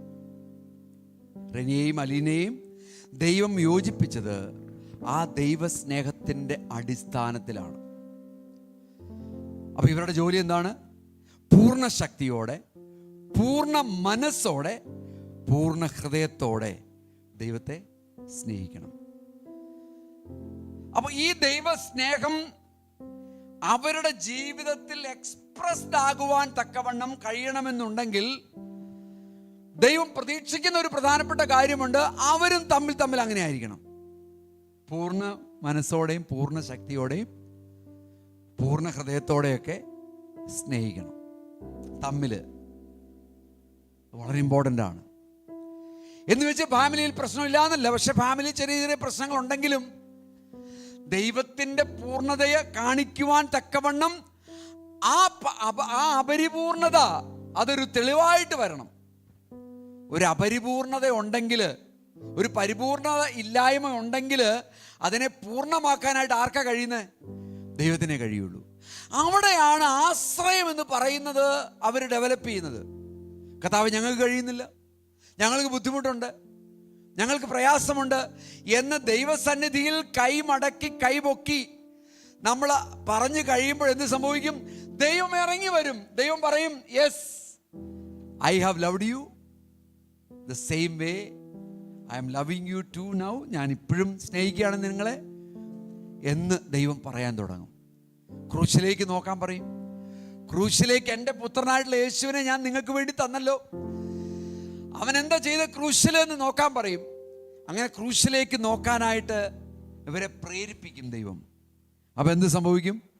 ക്രൂശിലേക്ക് നോക്കുമ്പോൾ ഇവർ കാണും, അയ്യോ, കൊല്ലാൻ പോകുന്ന യേശു പോലും പ്രാർത്ഥിക്കുന്നത് ഇവരോട് ക്ഷമിക്കണമേ എന്നുള്ളതാണ്. അപ്പം എത്രമാത്രം അൺഫോർഗീവ്നെസ് എൻ്റെ ജീവിതത്തിൽ ഉണ്ടെങ്കിലും ഞാനത് വച്ചുകൊണ്ടിരിക്കാൻ എനിക്ക് പറ്റില്ലല്ലോ കർത്താവേ, നീ ഫോർഗീവ് ചെയ്തെങ്കിൽ ഞാനും ഫോർഗീവ് ചെയ്തേ പറ്റത്തുള്ളൂ. അപ്പം എന്ത് സംഭവിച്ചു?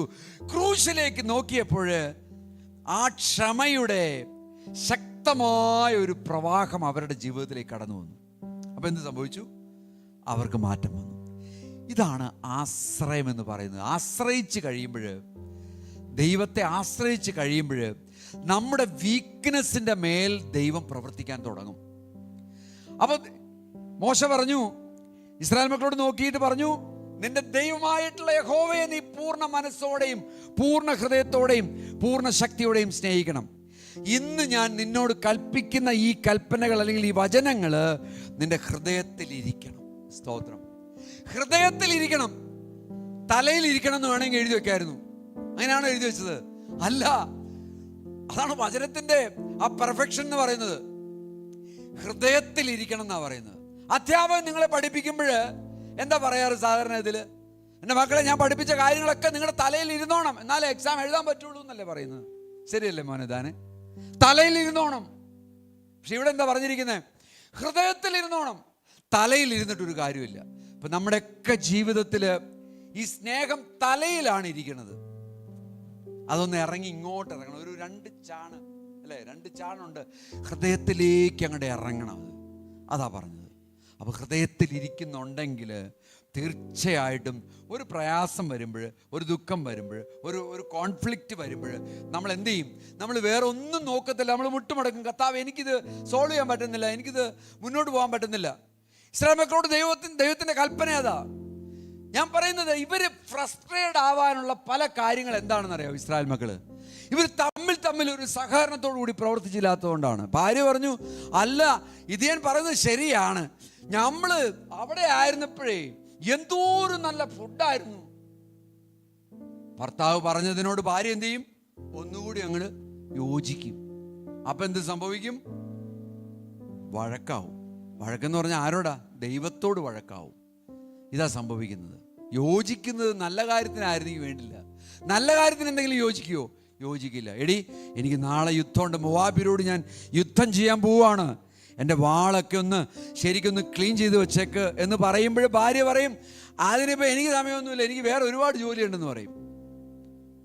അപ്പോൾ യോജിക്കേണ്ടിയ സ്ഥാനത്ത് യോജിക്കാതിരിക്കും. യോജിക്കാണ്ടാത്ത സാധനങ്ങളിൽ വളരെയധികം യോജിപ്പും കാണിക്കും. ഇതാണൊരു പ്രശ്നം. ഇതാണ് ഇസ്രായേൽ മക്കളുടെ ജീവിതത്തിൽ കണ്ട ഒരു പ്രധാനപ്പെട്ട കാര്യം. പ്രിയമുള്ളവരെ, ദൈവം പറഞ്ഞു, നീ പൂർണ്ണമായിട്ട് എന്നെ സ്നേഹിക്കണം, നിന്നോട് കൽപ്പിക്കുന്ന വചനം എൻ്റെ ഹൃദയത്തിൽ ഇരിക്കണം, നീ അവയെ, ഇനി അടുത്താണ് ഇമ്പോർട്ടൻ്റ്, നീ അവയെ നിന്റെ മക്കൾക്ക് പറഞ്ഞു കൊടുക്കണം. പേരൻസിന് സംഭവിച്ചത് എന്താണ്? പേരൻസിന് സംഭവിച്ചത്, ഇന്നത്തെ കാലഘട്ടത്തിൽ സംഭവിച്ചൊരു കാര്യം എന്ന് പറയുന്നത്, ഞാൻ വളർന്ന സാഹചര്യം എന്ന് പറയുന്നത് വളരെ ബുദ്ധിമുട്ട് നിറഞ്ഞ ഒരു സാഹചര്യമായിരുന്നു. എൻ്റെ മകനാണെന്നുണ്ടെങ്കിൽ ആക്ഷൻ ഷൂവോ അല്ലെങ്കിൽ അങ്ങനെയുള്ള ഷൂ ഒന്നും ഇട്ടിട്ടില്ല. അല്ല സോറി, ഞാൻ ഇട്ടിട്ടില്ല, എൻ്റെ മകനല്ല, ഞാൻ ഇട്ടിട്ടില്ല. ഞാൻ അങ്ങനെയല്ല ജീവിച്ചത്. ഞാനാണെങ്കിൽ സൈക്കിൾ ചവിട്ടി 40 കിലോമീറ്റർ 30 കിലോമീറ്റർ സൈക്കിൾ ചവിട്ടിയിട്ടാണ് സ്കൂളിൽ പോയത്. എൻ്റെ മക്കൾ അങ്ങനെയൊന്നും പോകരുത്. എൻ്റെ മക്കള് ആക്ഷൻ ഷൂ ഇടണം, നല്ല വണ്ടിയിൽ പോകണം സ്കൂളിൽ. അതാണ് എൻ്റെ ആഗ്രഹം. അതിനനുസരിച്ച് പ്രവർത്തിച്ചുകൊണ്ടിരിക്കുക. ദൈവത്തിൻ്റെ വചനം എന്താ പറഞ്ഞേക്കുന്നത്? ദൈവത്തിൻ്റെ വചനം പറഞ്ഞിരിക്കുന്നത്, നമ്മുടെ ജീവിതത്തിൽ പ്രശ്നമുണ്ടെങ്കിൽ ചെങ്കടൽ ഉണ്ടായിരുന്നു മക്കളെ. ചെങ്കടലിൻ്റെ അവിടെ വന്നിട്ട് ഞങ്ങള് ഭയങ്കരമായിട്ട് നിലവിളിച്ച് കരഞ്ഞു. ഞങ്ങൾക്ക് 5-6 ദിവസത്തേക്ക് ഭക്ഷണമില്ലായിരുന്നു. ഞങ്ങൾ വളരെയധികം ബുദ്ധിമുട്ടി. അവിടെ ദൈവത്തിൻ്റെ കരം ഞങ്ങൾ കണ്ടു. സ്തോത്രം, ഹല്ലേലൂയ. ഇത് പറഞ്ഞു കഴിഞ്ഞപ്പോഴത്തേക്കും ഈ കുഞ്ഞിൻ്റെ മനസ്സിലേക്ക് എന്താ കയറുന്നത്? ഒരു ദൈവമുണ്ട്, ഇവരെ ഇത്രത്തോളം നടത്തിയത് ഒരു ദൈവമാണ്.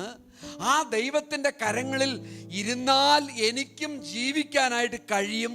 ഈ കാര്യമാണ് ഈ കുഞ്ഞിൻ്റെ ഹൃദയത്തിലേക്ക് പോണത്. മനസ്സിലായോ?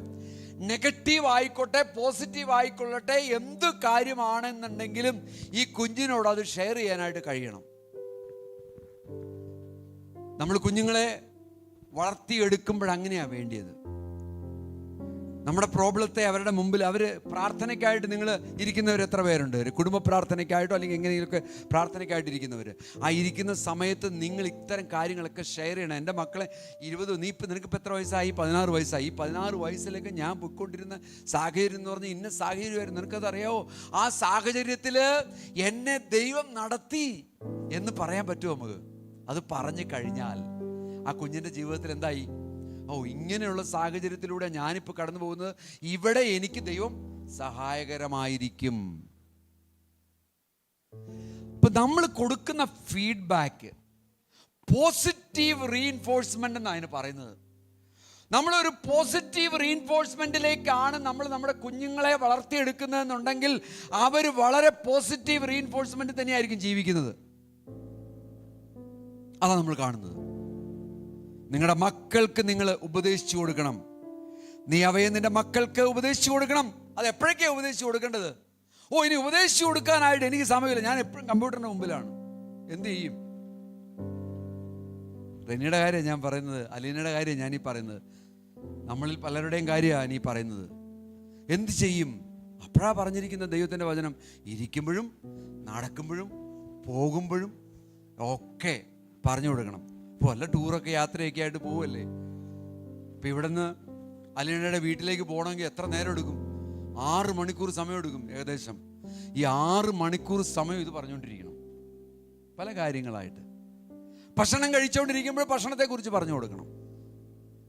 യാത്ര ചെയ്തുകൊണ്ടിരിക്കുമ്പോഴൊരു പ്രോബ്ലം കണ്ടാൽ അത് പറഞ്ഞുകൊണ്ടിരിക്കണം. യാത്രയുടെ മധ്യത്തിൽ ഒരു ബെഗർ വന്ന് കണ്ണാടിമേ തട്ടിക്കഴിയുമ്പോൾ പറഞ്ഞു കൊടുക്കണം, ഇതുപോലെ നമ്മൾ നടന്നിട്ടുണ്ട് മക്കളെ, ഇതുപോലെ ആയിരുന്നു, സാഹചര്യം ഉണ്ടായിട്ടുണ്ട്.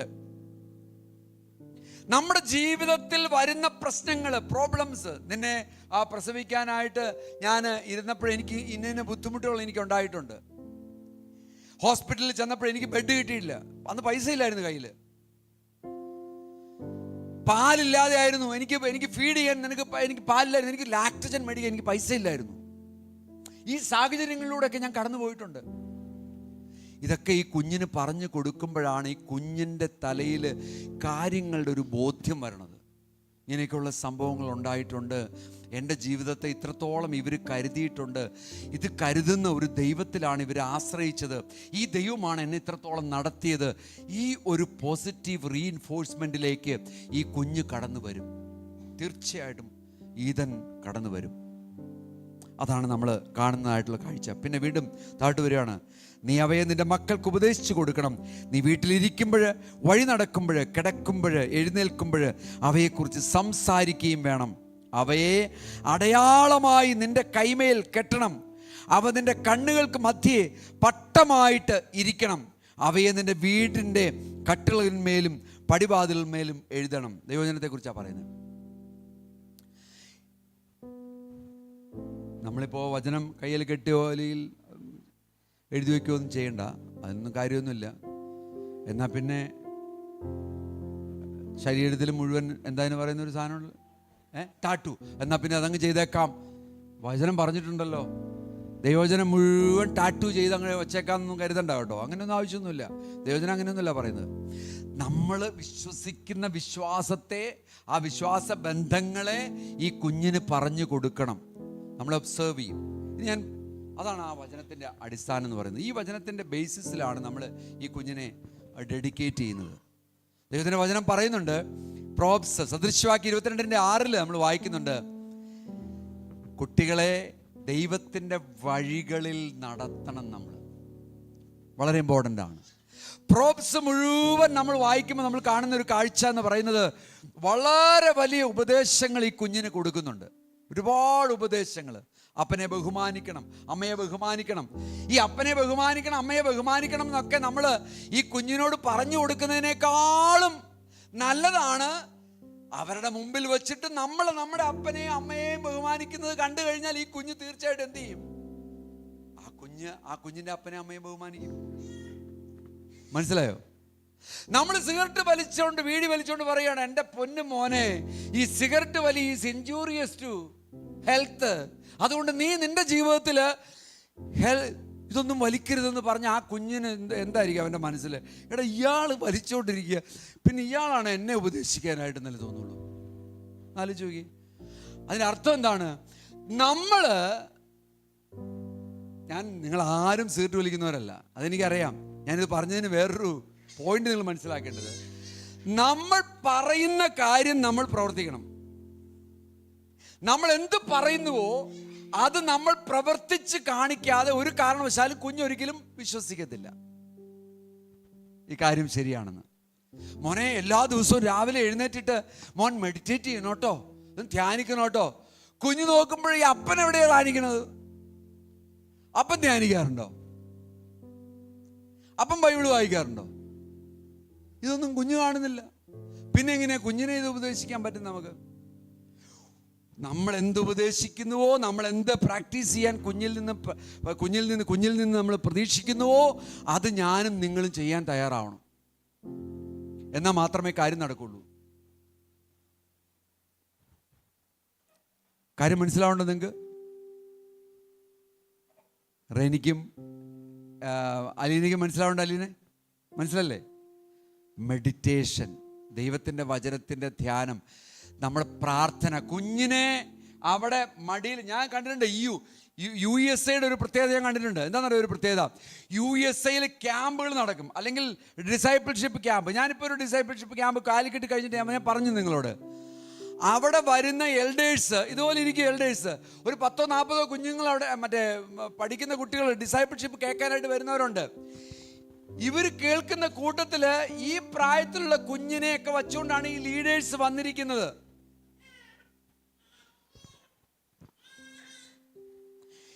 ഓടി നടക്കുന്ന കുഞ്ഞുങ്ങള്, ദാനെ പോലെയും നമ്മുടെ അനയനെ പോലെയും ഇവരെ പോലെയുള്ള കുഞ്ഞുങ്ങളുള്ളവർ വന്നിട്ടുണ്ട് അവിടെ. അവരവിടെ ഓടി നടക്കും, അല്ലെങ്കിൽ അവരവിടെ ഇത് ചെയ്യും. അവരെല്ലാം ഇതിൻ്റെ പാർട്ടാണ്. അവരൊക്കെ ഇത് കണ്ടുകൊണ്ടിരിക്കുക. അവരുടെ ജീവിതത്തിൽ ഓരോ സന്ദർഭങ്ങളിലും ഇതിങ്ങനെ കണ്ട അവർ വളരുന്നത്. അപ്പൊ അവരവരുടേതായിട്ടുള്ള ജീവിതത്തിന്റെ പ്രായത്തിന്റെ സാഹചര്യത്തിൽ അവരെന്ത് ചെയ്യും? അവർ തീരുമാനങ്ങൾ എടുത്തോളും. നമ്മൾ പ്രത്യേകിച്ച് ഇതൊന്നും പറഞ്ഞു കൊടുക്കണ്ട. കാര്യം പറഞ്ഞു മനസ്സിലായോ? അപ്പൊ അതുകൊണ്ട് നിങ്ങൾ ഫാസ്റ്റിംഗ് പ്രെയർ, ഇങ്ങനെയുള്ള പ്രാർത്ഥനകളിലൊക്കെ നമ്മൾ കടന്നു വരണം. കുഞ്ഞിനെയും കൊണ്ട് കടന്നു വന്നേക്കണം. കുഞ്ഞിതുപോലെ കിടന്ന് ബഹളം വയ്ക്കും, കുഞ്ഞിതുപോലെ കിടന്ന് കാര്യം. അയ്യോ, അത് പാസ്റ്റർക്ക് എന്തെങ്കിലും ബുദ്ധിമുട്ടുണ്ടാവോ, മറ്റുള്ളവർക്ക് എന്തെങ്കിലും ബുദ്ധിമുട്ടുണ്ടാവോ എന്ന് കരുതരുത്. കുഞ്ഞ് അങ്ങനെ ഭയങ്കര ശല്യം ചെയ്യുവാണെങ്കിൽ ഒന്ന് പുറത്തേക്ക് കൊണ്ടുപോയിട്ട് അതിനൊന്ന് ആശ്വസിപ്പിച്ചിട്ട് പിന്നെ വരണം. നമുക്കിതൊക്കെ ചെയ്യാൻ പറ്റൂ? നമ്മളൊന്ന് ചിന്തിച്ച് നോക്കിയാട്ടെ. നമ്മൾ എന്താണ് നമുക്ക് എവിടെ ലാക്ക് ചെയ്യുന്നത്? നമ്മൾ എന്തൊക്കെ കാര്യങ്ങൾ ഈ കുഞ്ഞുങ്ങളുടെ പേരിൽ എത്ര സഭായോഗം മുടക്കിയിട്ടുണ്ടെന്നറിയോ? ഒന്നും ഉണ്ടാവില്ല. പാസ്റ്ററേ, കുഞ്ഞിന് ഭയങ്കര പ്രശ്നമായിട്ടിരിക്കുകയാണ്. എത്ര പേരുണ്ടെന്ന് അറിയാം. എനിക്കൊരു സഹോദരി അറിയായിരുന്നു, പണ്ട് പാസ്റ്ററുടെ വൈഫായിരുന്നു. അവര് എല്ലാ സൺഡേ മോർണിംഗ് ആകുമ്പോൾ അവർ ഒരു ഭയങ്കര മൈഗ്രെയിൻ കാണാൻ പറ്റുമോ? കാണാൻ പറ്റില്ല. ഭയങ്കര മൈഗ്രെയിൻ, അതുകൊണ്ട് ഇന്ന് വരുന്നില്ല. ഇത് നമ്മൾ എന്താ പറയുന്നത്? നമ്മൾ ഈ കുഞ്ഞുങ്ങളെ കാണിച്ചു കൊടുക്കുന്നത് എന്താ? ഇതൊക്കെ കുഴപ്പമില്ല, കോംപ്രമൈസിങ് ചെയ്യാവുന്ന കാര്യങ്ങളാണ്. അതേസമയം ഇതിലൊന്നും ഒരു കോംപ്രമൈസ് ചെയ്യാതെ നമ്മൾ അരമണിക്കൂറെങ്കിൽ അരമണിക്കൂർ, വേണ്ട ഫാമിലി പ്രയർ 10 മിനിറ്റ്, ഞാൻ നിങ്ങളോട് പറയാ 10 മിനിറ്റ്സ് എങ്കിൽ 10 മിനിറ്റ്സ് എങ്കിലും ഒന്ന് പ്രാർത്ഥിച്ച്, ഒന്ന് കൈവച്ച് ഒന്ന് പ്രാർത്ഥിക്കാനായിട്ടുള്ള ഒരു സമയം നമ്മൾ കണ്ടെത്താമെങ്കിൽ ഇപ്പോഴേ നടക്കുള്ളൂ കേട്ടോ, ഇപ്പോഴേ നടക്കുള്ളൂ. കുറച്ചൊരു പ്രായമൊക്കെ ആയിക്കഴിഞ്ഞാൽ ഇതൊന്നും നടക്കണമെന്നില്ല. കാരണം ഒരാൾ ന്യൂസിലാൻഡിലായിരിക്കും, ഒരാൾ കാനഡയിലായിരിക്കും, ഒരാൾ അമേരിക്കയിലായിരിക്കും. പിന്നെ എന്തൊന്ന് ഫാമിലി പ്രയർ? ഒന്നും നടക്കില്ല. ഇപ്പോഴേ കഴിയുള്ളൂ. നമ്മൾ ഒരിക്കലും ഉപേക്ഷ വിചാരിക്കരുത്. ഇത്തരം കാര്യങ്ങളിലേക്ക് നമ്മൾ തിരിഞ്ഞു വരണം. നമ്മുടെ സമൂഹം നശിച്ചുകൊണ്ടിരിക്കുന്നതിൻ്റെ ഒരു കാരണം അതാണ്. കുട്ടികൾക്ക് ആ സ്നേഹം പകർന്നു കൊടുക്കണം.